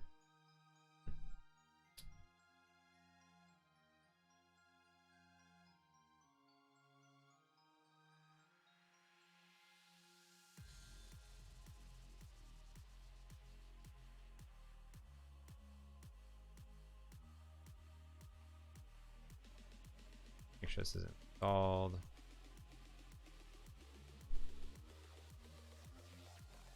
Yeah, I didn't even know you could do that. I mean, I remember us talking about it, but definitely now going to...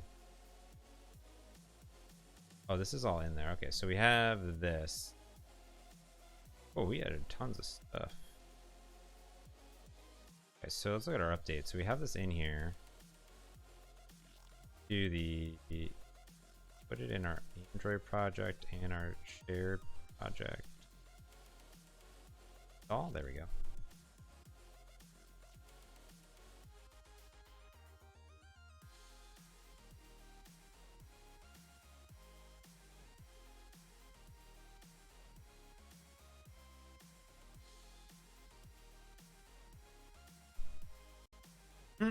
Star on GitHub. I like that. It's just one thing. No installation.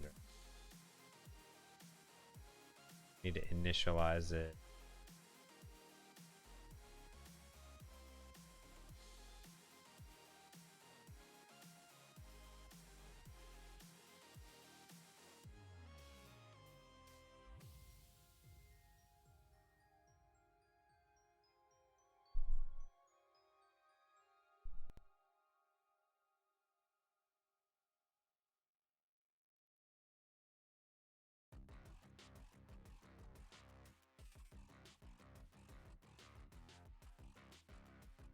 There we go. Yep, manager. Okay, cool.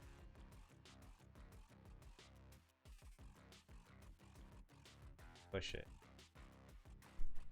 Okay. So let's what other nuggets we have to update. Well, what do we get? What do we get? Got new pancake views, new forms. Update these pups. Yeah, I think we need to make sure that those are in. I don't know if they. I guess there's probably some of the more advanced templates that they can be in. So do that. I don't know if Penny's still here. Penny, you still here? Say if Penny's still here. Marvel Ultimate Alliance this weekend. Pizza, perhaps pinball. Is still on. I need to know. Easy. I need to know. I need to get my Marvel Ultimate Alliance on. No, he already left. Raids and leaves. It's like, I'm out of here. Deuces. Alright, let's see. So.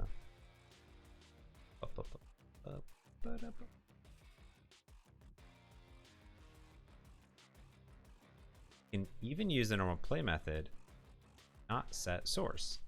You navigate to the view that contains a video player, and the player will automatically attach to the view. You don't even need a stack layout, technically. But sure.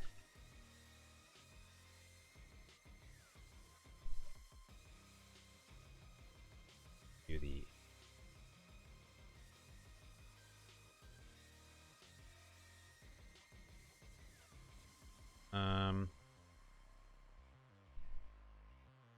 Still installing new. All those nougats.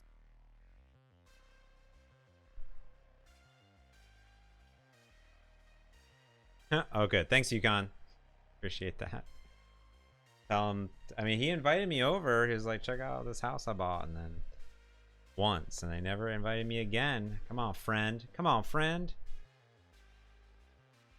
For those packages, do it. Hey, Lashlon, how's it going, buddy? Good to see you. Install my nougats. Install my nougats.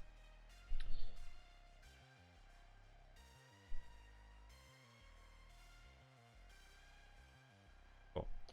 So if we go to my main activity, we're going to need to initialize. I'm pretty sure it's here. Cross.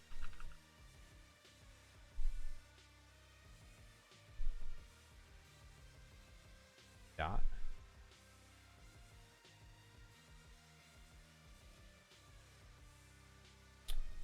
Dot current dot.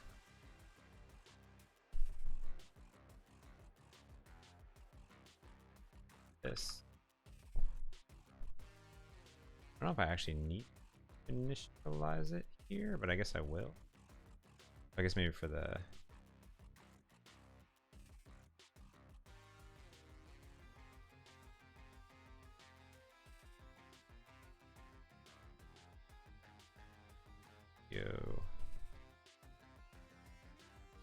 actually know if it still works. We'll initialize it anyway.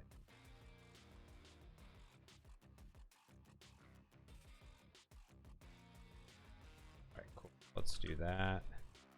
Close some of this junk out of here.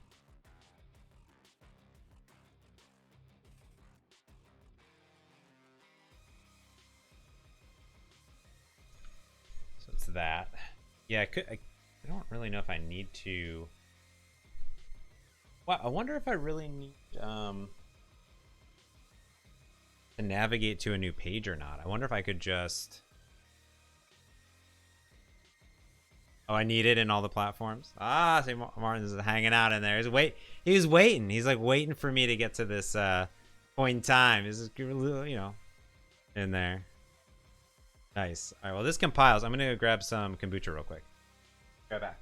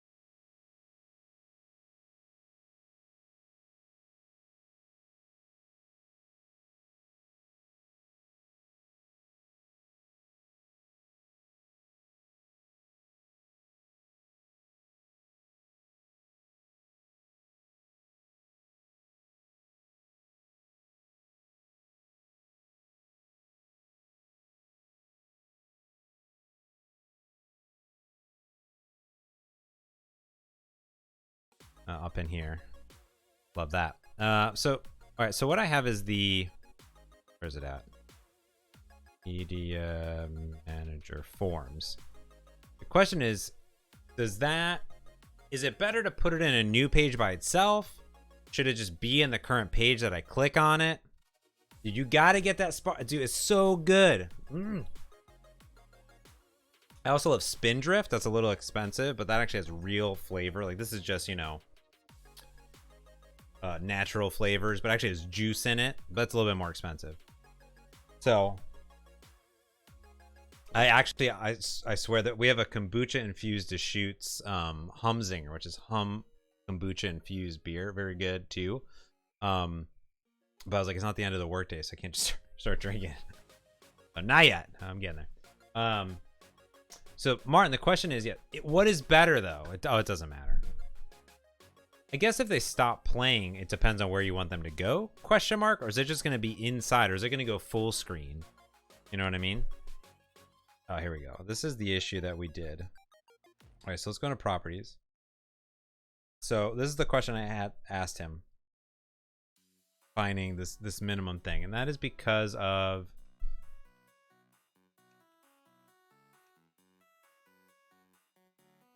options are...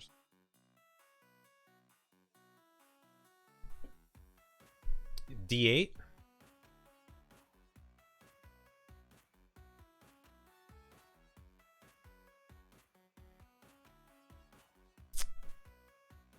Oh, like that. Rad. So if I go into release mode, also need to do that. I think D8 is what you...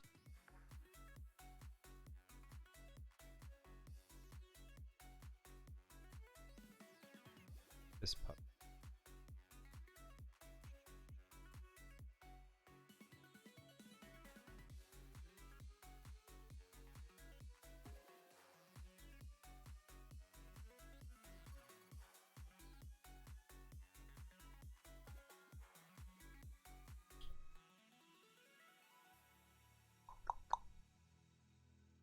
So the one thing I need to do is I need to make sure that I can figure out what the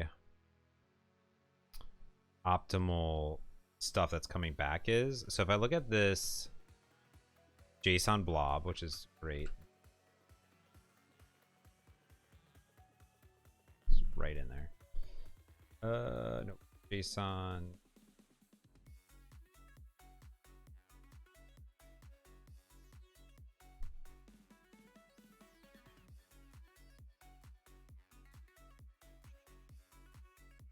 Oops.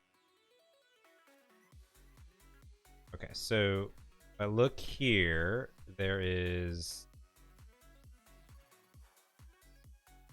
I think I need to find if it contains...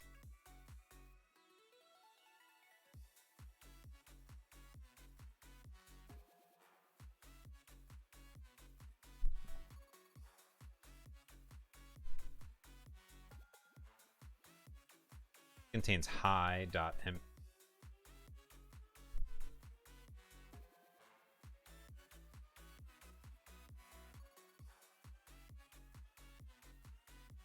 Then we want mid. Just the deep.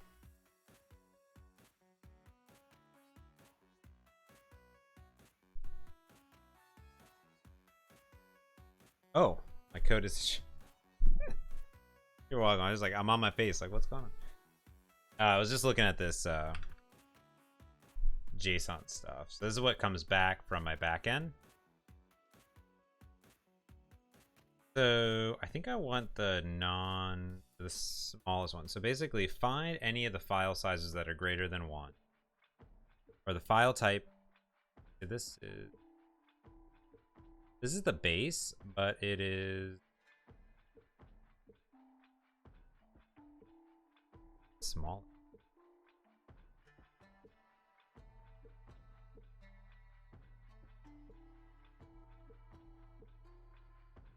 File size 1.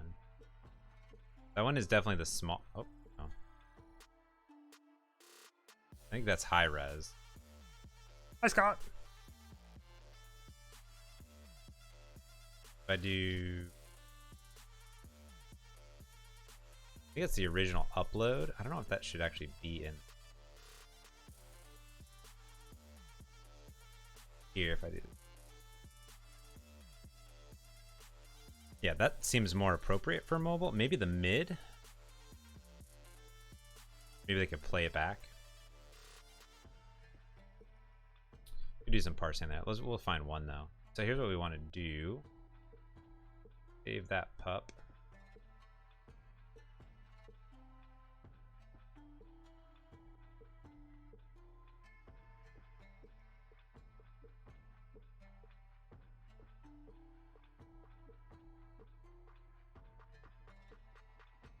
Some definitely happen here. This dialogue is very slow. Disable multi-decks? I think I have to have it on.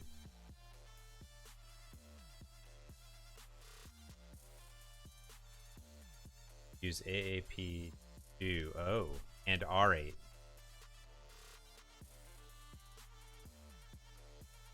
Oh, it wasn't D8, it's R8. How do I use...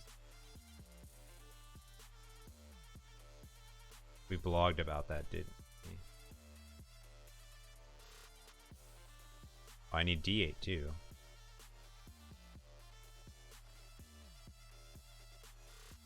Enable by default. So incremental packaging. Oh, I see. So R8, disable multi-decks. What is with this dialogue? Okay. Painful over here. John Douglas yelling at you. He did. Yeah, you know I just recorded it. I didn't watch it. I need to go back and watch it. Okay, so incremental packaging. Disable multi-decks?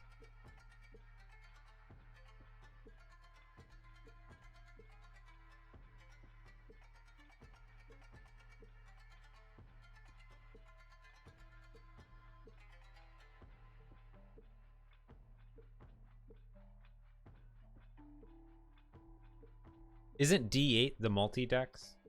No.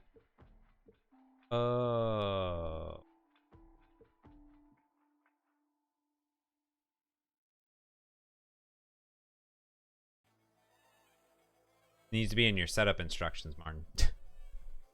For sure. All right, so let's go into my view model really quick before we try to recompile and stuff.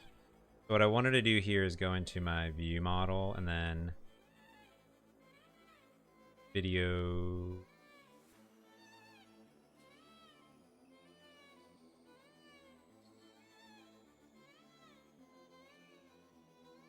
Okay, so what I wanted to do was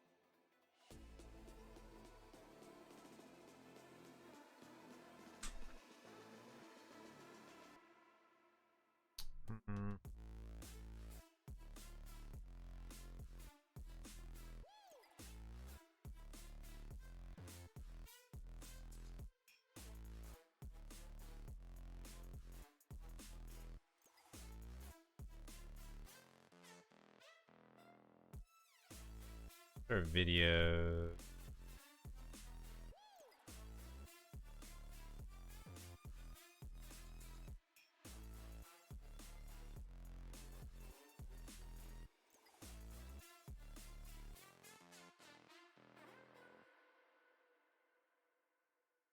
Video count.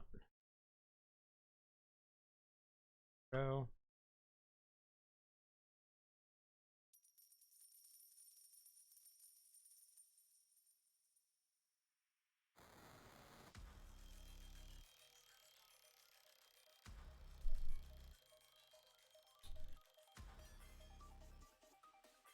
I'm not doing XML, Alan. No, we're putting the final touches on playing videos. Yeah, we're not doing that. That's funny. I mean, I could definitely do that.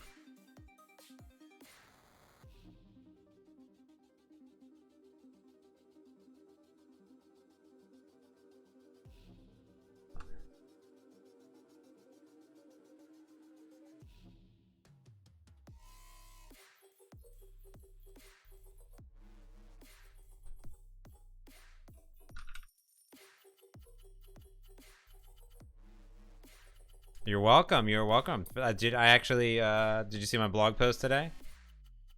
Use you as an example. I was like, well, I need to definitely, if I'm doing my own challenge, I got to support some creators, so put that out there. Videos.order by. We're going to order our videos by the file size. And then I'm going to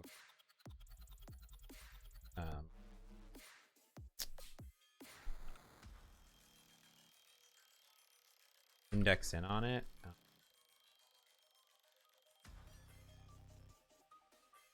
You.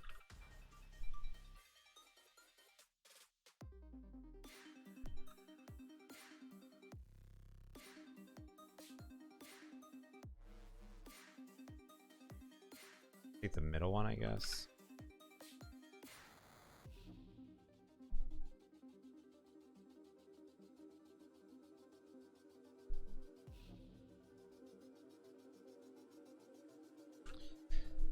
I don't know if that's actually gonna work or not.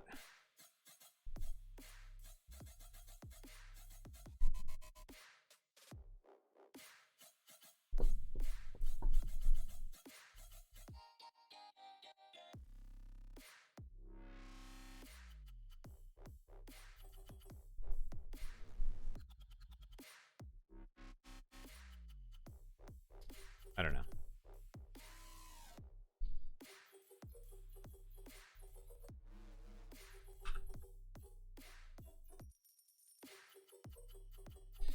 Bar mid equals dot fair.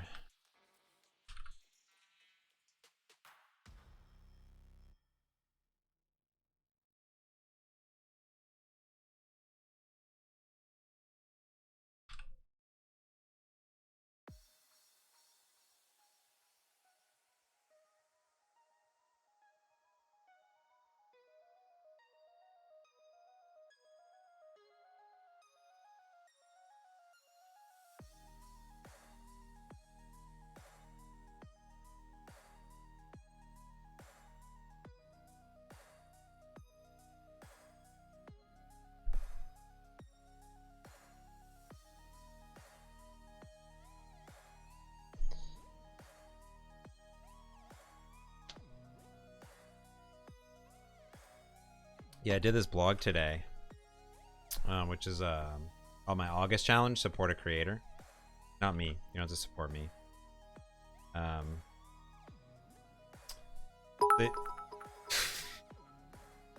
You don't necessarily have to throw bits my way, but thanks, Aiden. I appreciate that. For the bits coming in hard, a little Shia LaBeouf love for you coming in hard.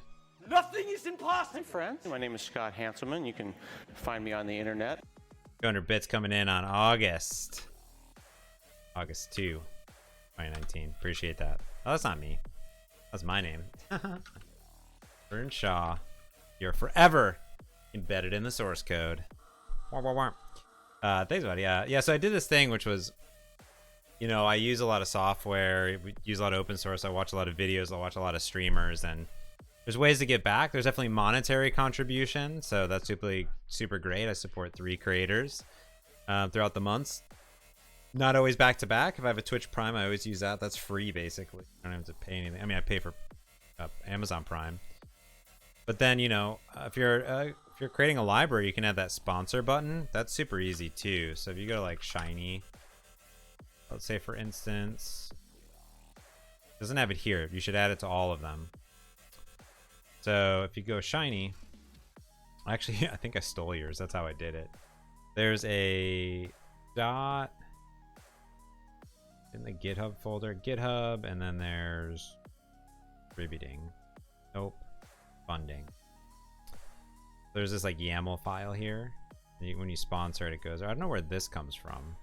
Oh, there's a Patreon. The Patreon and custom.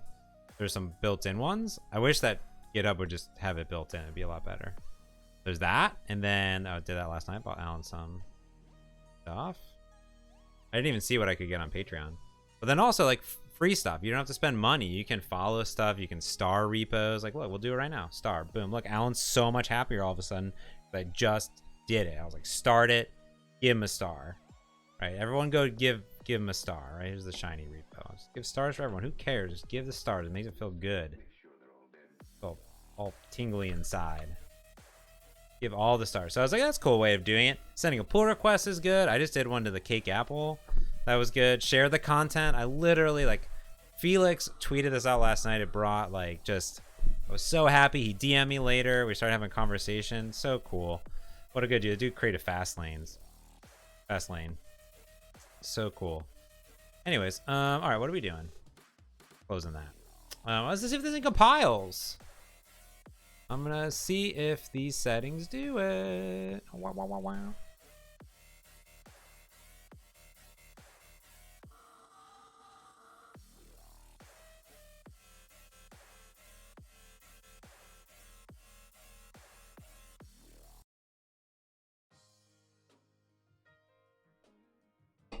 Changing up the music. We're going with the hip hop.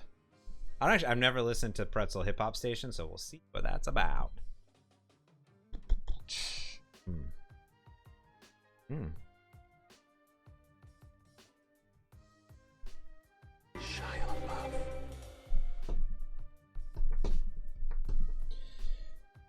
I need to push out a new package of this, apparently.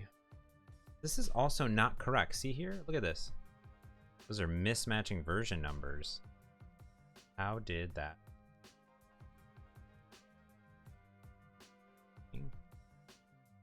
Cancel that build. Who's that? Look at that. Added it at the bottom. Not correct. Also, you don't need all this stuff. What is? Get out of here. Not correct.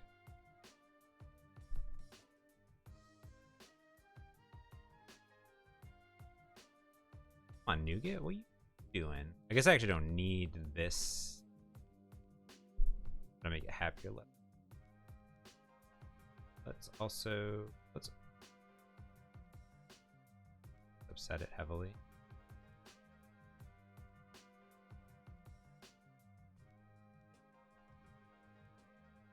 So let's open up this. There.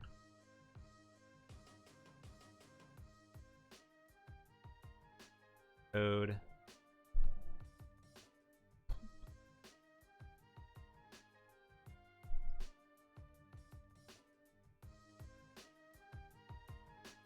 Cool, thanks for the update. Oh, thanks, buddy. I appreciate that. I was up way late last night, and then Luce was up early and edited that puppy up.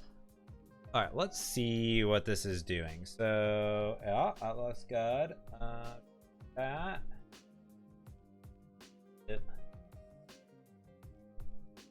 It adds all these things in here. Like, look at all these item groups. Very unnecessary. Could just like delete. I don't know why.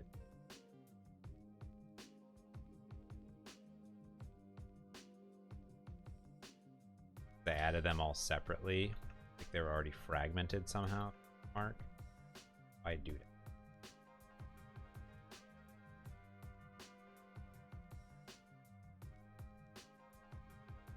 Oh yeah, I do like that I had that auto set up in the which I need to be in more, to be honest with you. I think if we move the Xamarin chat to Discord, I'd be much happier. I feel like the Discord better than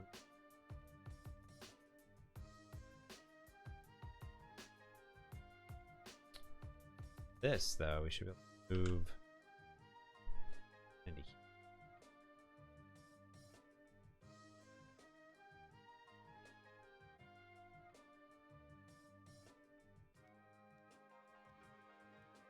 Be cleaning up this come on, resource. Come on. Come on, bruh.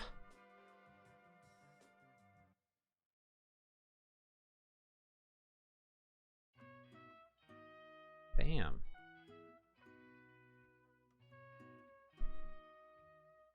I also think you can. I don't like that it puts these buttons in here either. And you get package man. Wish it just defaulted to. I'm just complaining for no reason. But I just wanted to. Where's my auto cleanup?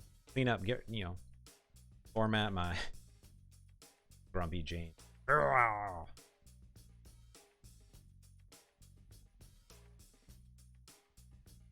Version.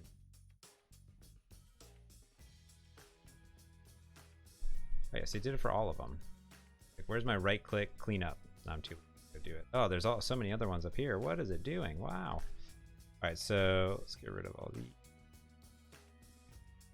I think I just kind of let it go because this is a very, very old project from who knows when. I bet just over time things got a little crusty.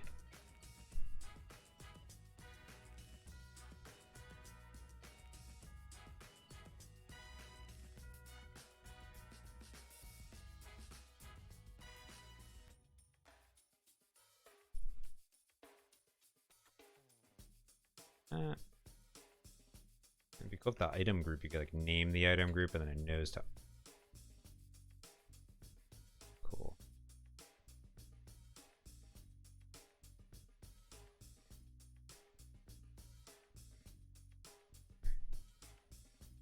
So I should here.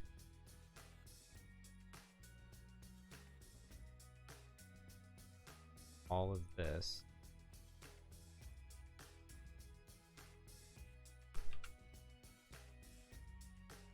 Up to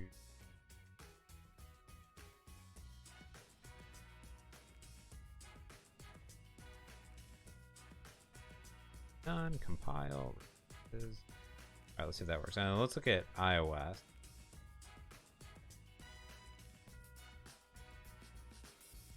Let's make sure the nuggets are right here. See, these all have things too. Very unnecessary. Too lazy. Pancake view forms. Just remove one. Move the Xamarin.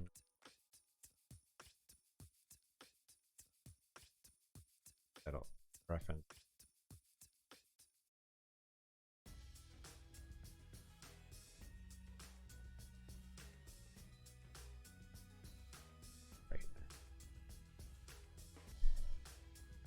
All right, the Visual Studio. Wet. Ready. Yeah, SDK styles, I believe .NET 5.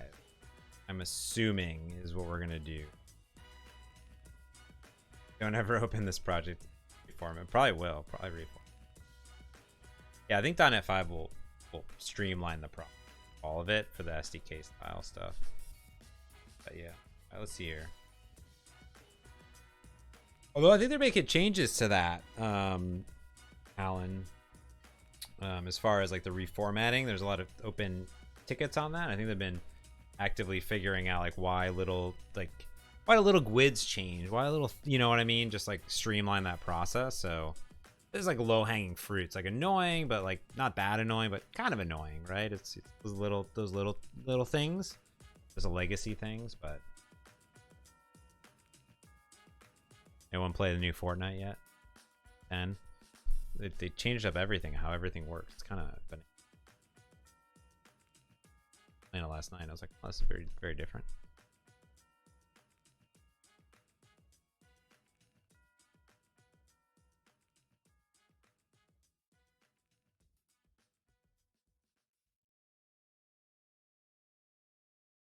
Add subview.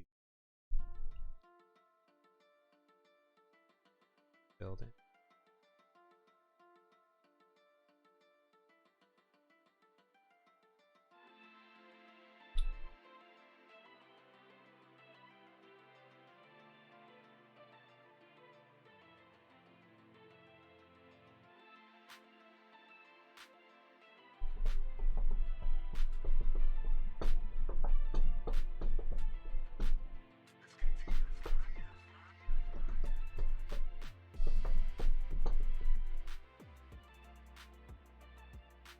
Do I need any permission? Let's see. Aha. You must request foreground service wake walk. You must target this. So what you should do here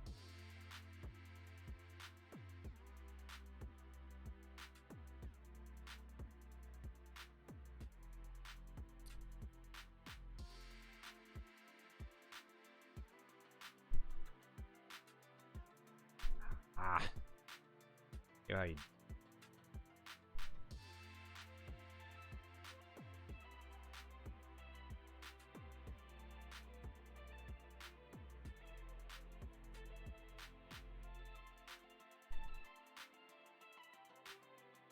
that.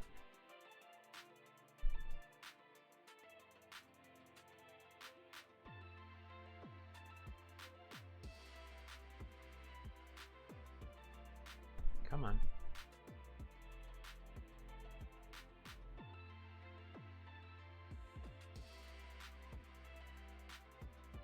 Oh, I see. It says D8 tool, right?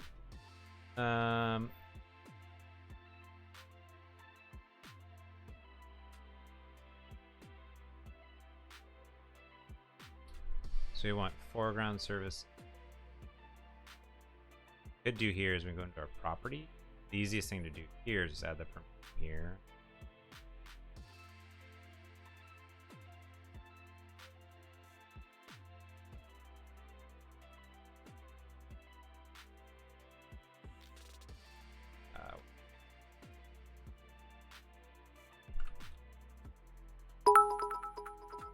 Oh my goodness. We got a new hype boss. Hashtag hype boss. Wow, wow, wow, wow. Nothing is impossible. We're gonna have a hype bot, but I don't. Oh my goodness.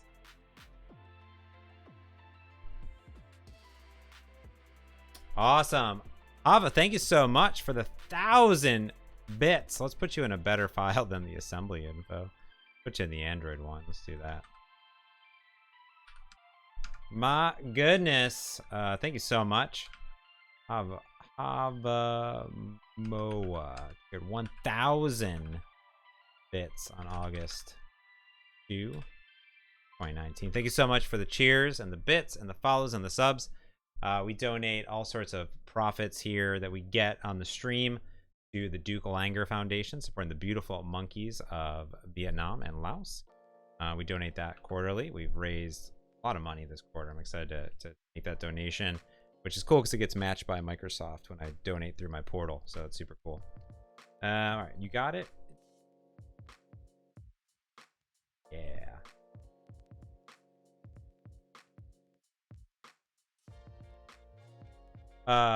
Is it in the code? So if this is in there, does it say that it's on? Got a package. Be right back.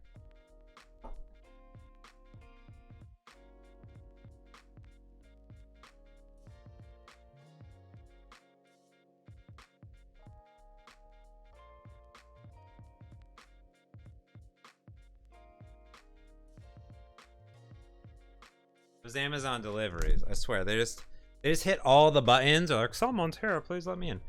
Okay, so if this is just in there, Nothing is impossible. let me read your README again. You must request these permissions. If this is in the source code, then it automatically requests permission.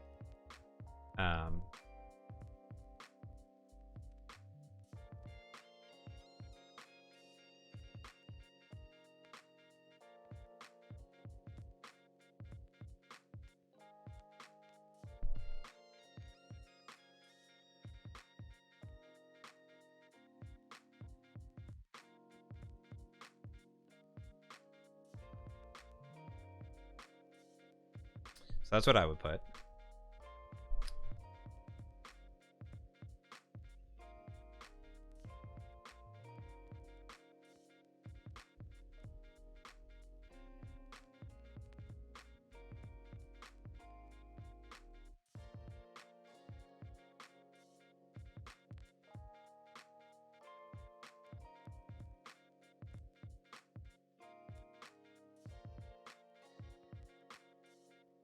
But I would. Search for audio continued playing. Oh, you need to do this. This is audio. What about video? I don't need that. Shouldn't be HTTP. They do this. Text be.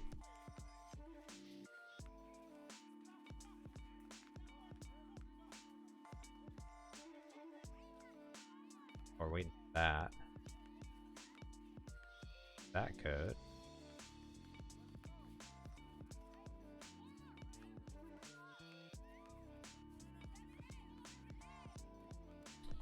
So in our Android code, we could look at the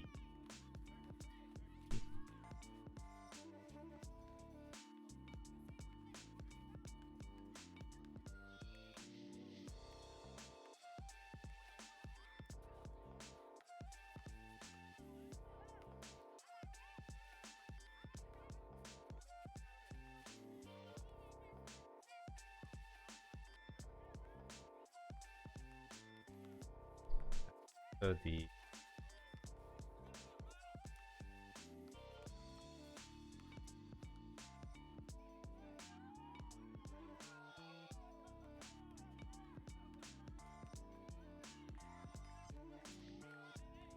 I would probably put an image here of like what it would look like, but that's up to you. I think this is it. Automatically request line per access web. Did it also do access Wi-Fi as work? Did you put the wake lock in here? This one also does access Wi-Fi X network state.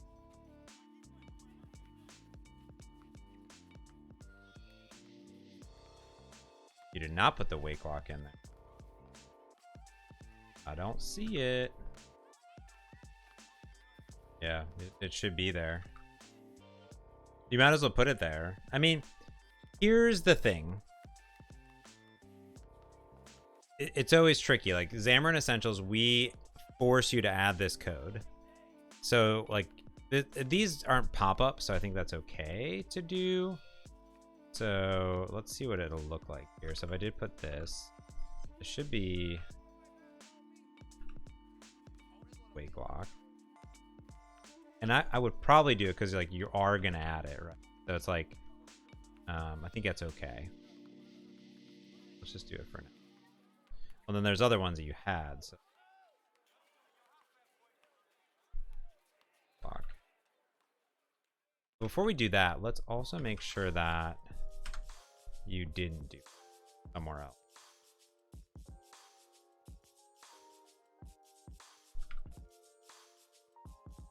Nope. Okay, you didn't do it.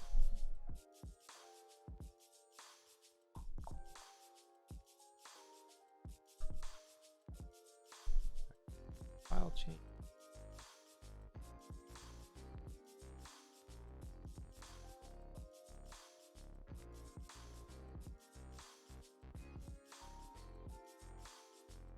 All about creating pull requests. Not even gonna fill in anything. I'm gonna do it.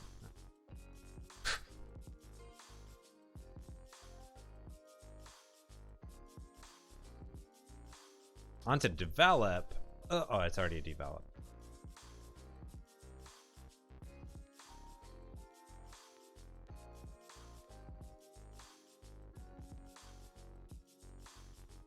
I know, boom, in the just check it all. Let's do what he knows what I did. He's watching me stream. Oh, what's up? What's up?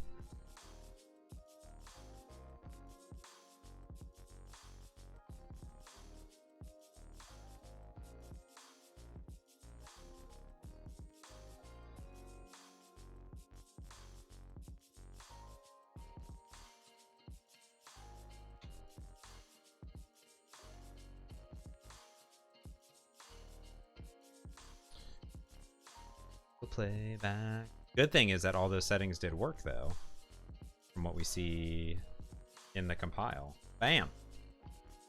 Yeah. Dude, I'm all about, you know what I'm all about is like when there's a merge conflict, browser triage. All about that. That's what I like to do.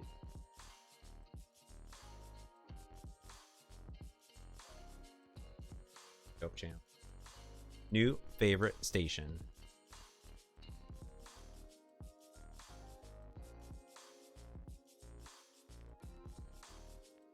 Then the DevOps. Pull it out. The nice thing is that if you put it there twice, how are they gonna...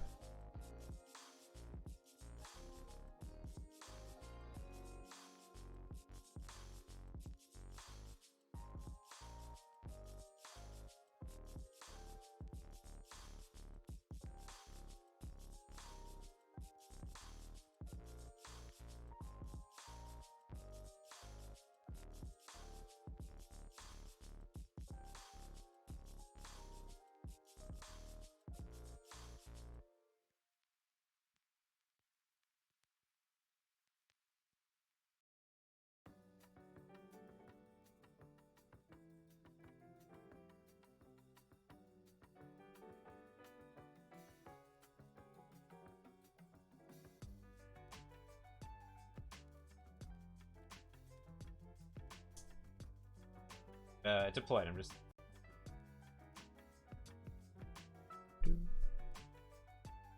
What we got?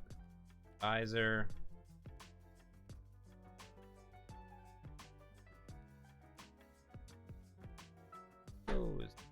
So we go here.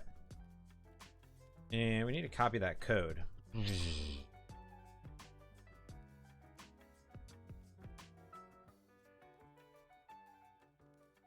I wish they had a copy button. You know what I mean? Like, how come there's just not a copy button?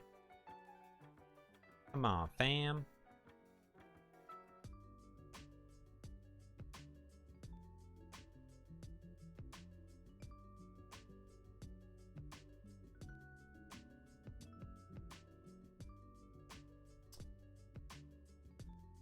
Check this out. X:(data type. We're doing it. It's going to be our video details to model.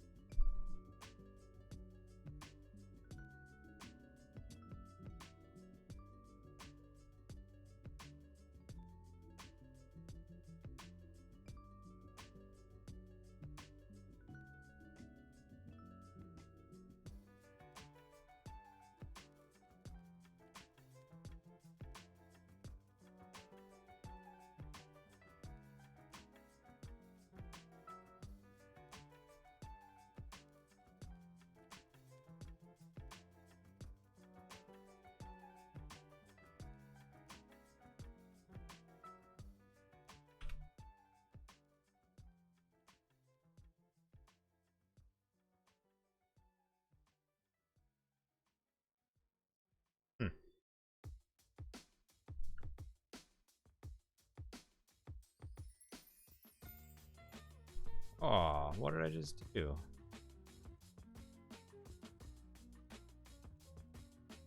Oh, I didn't create a... create a...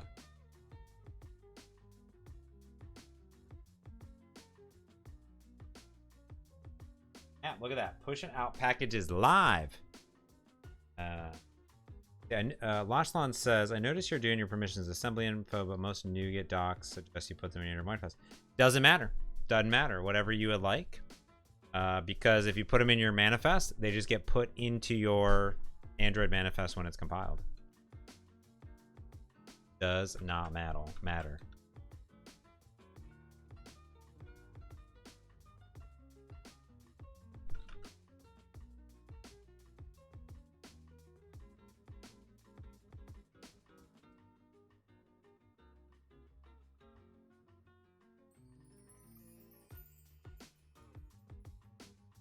Come on now.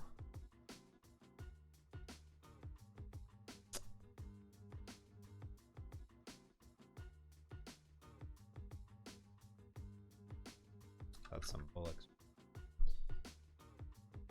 Yeah, so what happens is, like, check this out. So if you go into your source code, then you go into your Android project. Yeah, it's just whatever you want. Yeah, that's also correct. I do like that. Most of them are in there. Sometimes they're not. You can still put the string in there, so it doesn't really matter.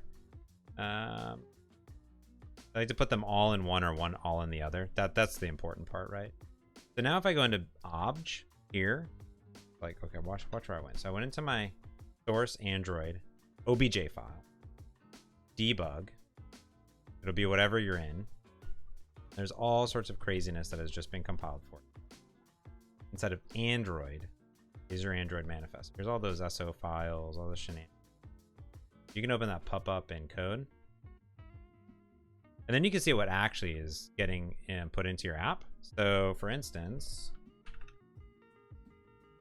all right. In debug, it will be a little bit different, but we can see here's that wake lock that I added. We can see that there's probably this bind notification that's coming from the stuff.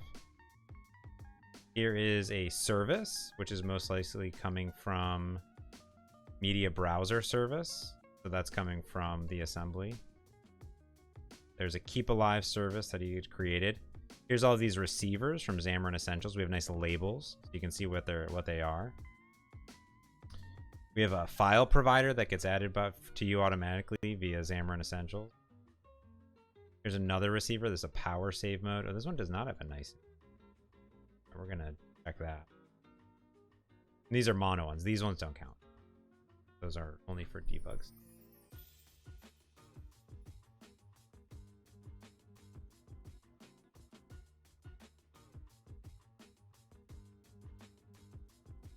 going on here? They're all just handsome. Funny. Probably should have a show. Okay. Ooh.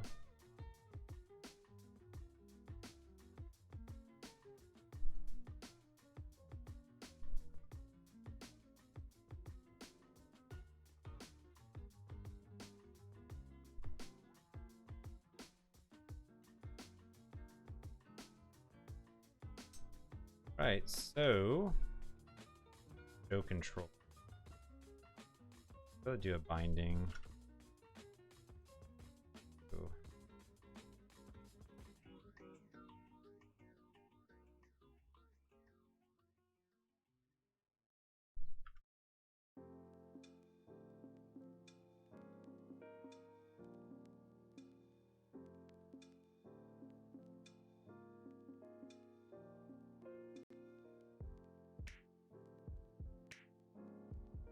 How do I make it go full screen? Look at that. Azure Fridays. I don't want it to go over the entire thing, so I think I would want it to be modal. Oh, that's cool.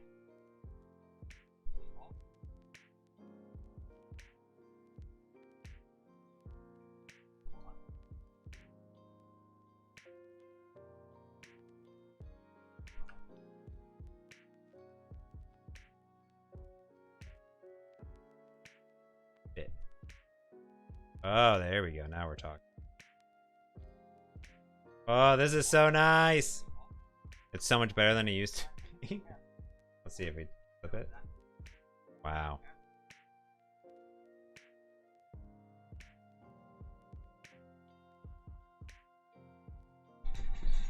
Now, what you could do though is we could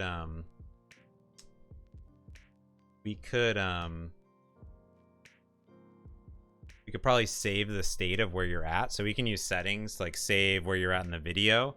So as it changes, we could update that setting. And then if you come back to the same video, you could pick up where you left off probably, which is nice. All right, so this is pretty much done. Shipped it.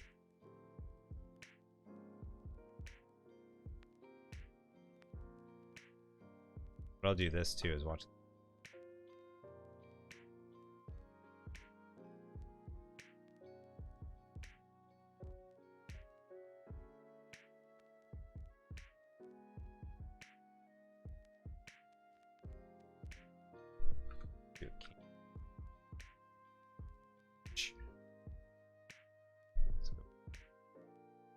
Let's see if this one works.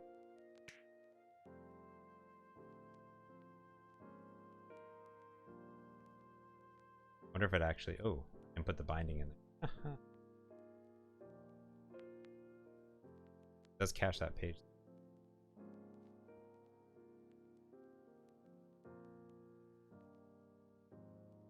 Productive, modern, innovative. All right. Whoa.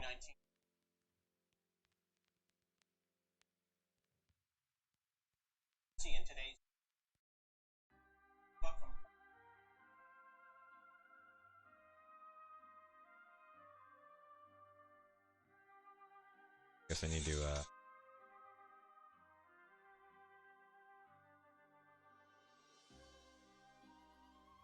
pause it.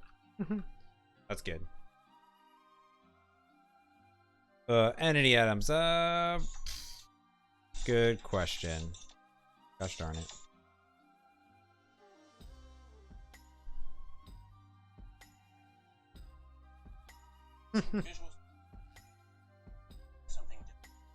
Alright, so what we need alright, what we need to do here is we need to my video need to override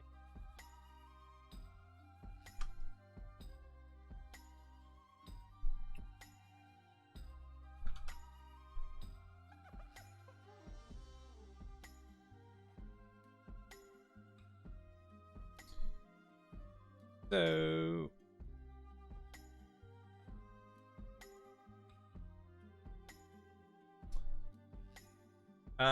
yeah, so I think on the Blazor one it would be client side, so no server in between. I think not really sure when to use one over the other. One would be completely fully offline. I think that would be probably the better demo question. But yeah.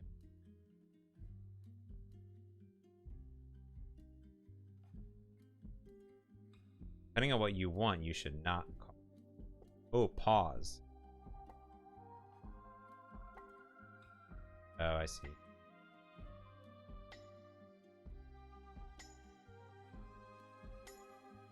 Oh, I see what you're saying. Oh, yeah, that's true.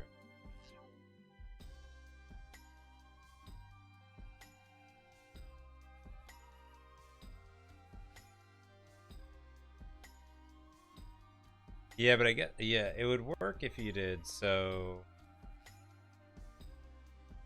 I think it would, yeah. I mean, ideally what you want to do is save some state out.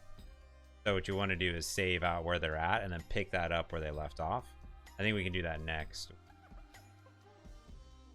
For sure. Record a video. Blog feed. Loading that blog. Add. Beats. Beats. Podcast.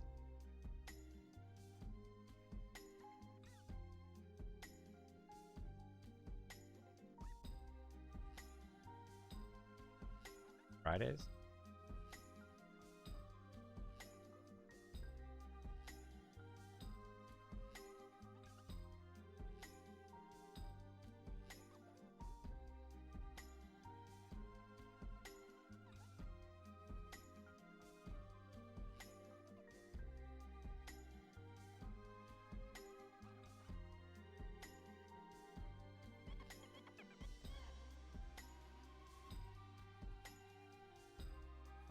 Bam.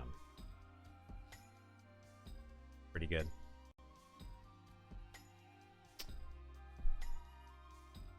Yeah, that makes sense. I think what I mostly need is yeah, it's a good.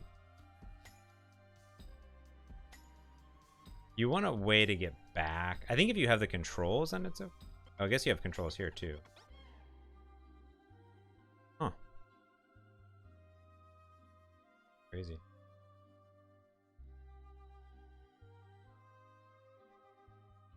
Let's turn it. See, what do you think about it? I think with the controls on, then it's okay. Because you like go back, do it.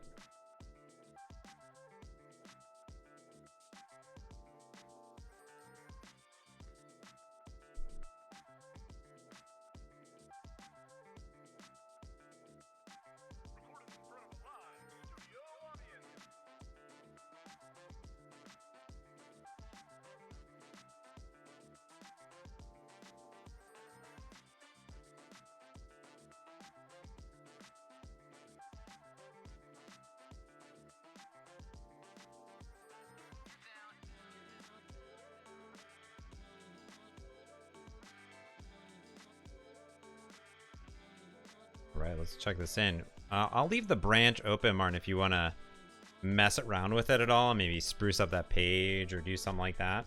But it's definitely in a good spot right now. So I have this video playback branch in, which is cool. So this one will be a add in video detail or video series feed.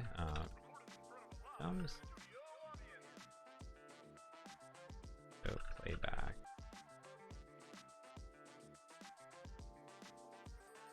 Be organized.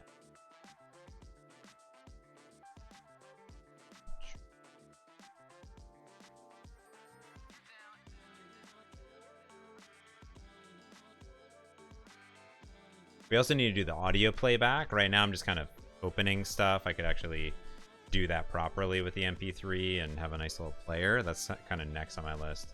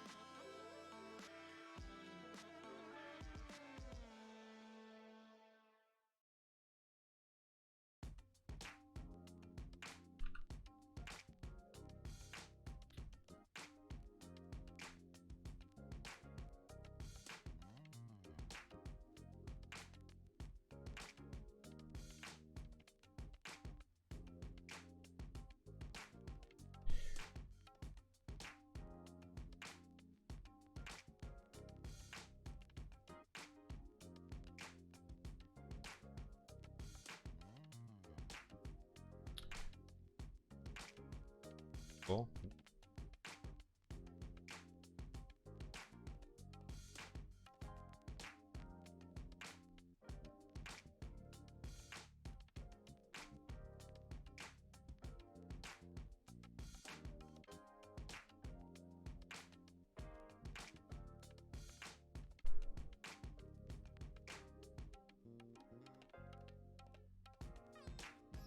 Push that code because that'll be a new branch. PR for it. We'll get out. I can't believe I did all that in the day. Thing.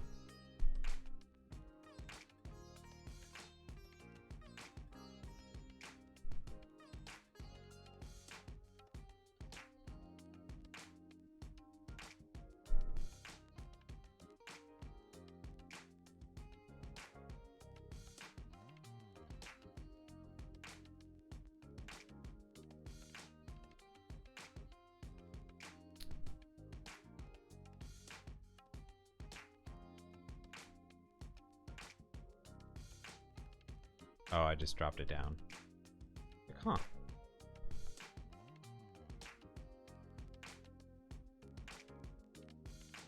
Oop. I don't know why I refresh it. It just auto updates.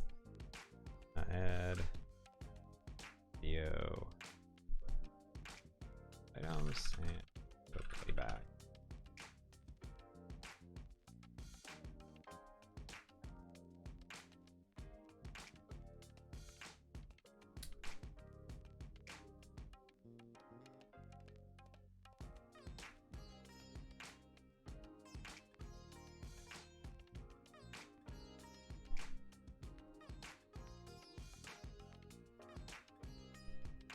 Look at all these ads.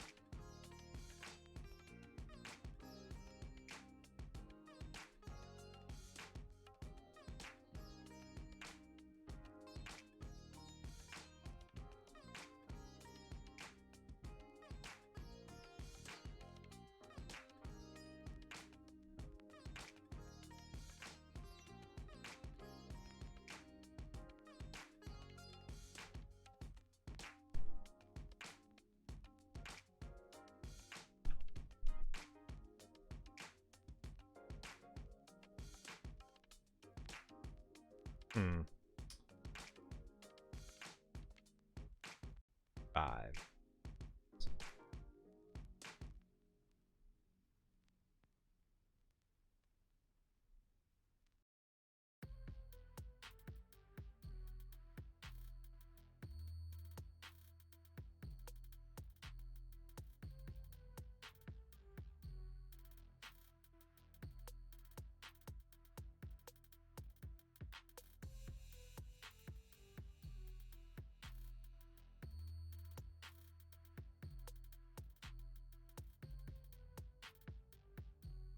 Boop.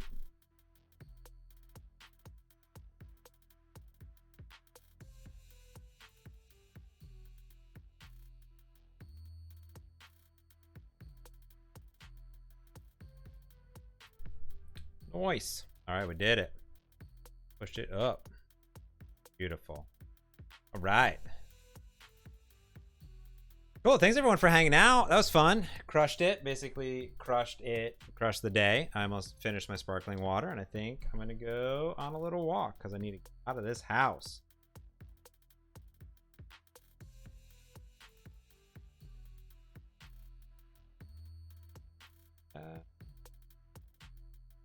Let's do it. Yeah, thanks everyone for hanging out. Let's see what we can do on the rating app.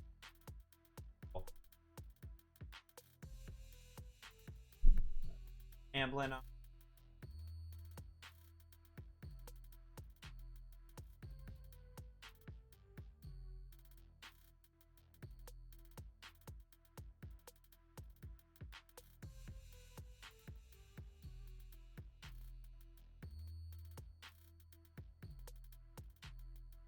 Codephobia deserves some love because it rated me, so I'm gonna rate a Mac. All right, cool. We're gonna go do that. We're gonna raid Codephobia, and we're gonna play a little outro music. Thanks for hanging out. Thanks for the bits, everybody. Oh my goodness. Thanks for the subs. Thanks for the follows. Of course, I super duper appreciate that. It helps those Duke Langers of the world. Well, this camera's like pretty good today for some reason. Sebastian thanks you. He's like, what's up? Awesome day. Enjoy the weekend. Gonna be awesome, and hope you enjoy the stream. I'll export it to YouTube. You can find it on the Twitch video thing, up there. Thanks everyone for hanging out. I hope you have an amazing weekend. If it's your morning, eat some avocado toast. If it's your evening, eat some avocado toast. Great all day. All right, cheers. Bye.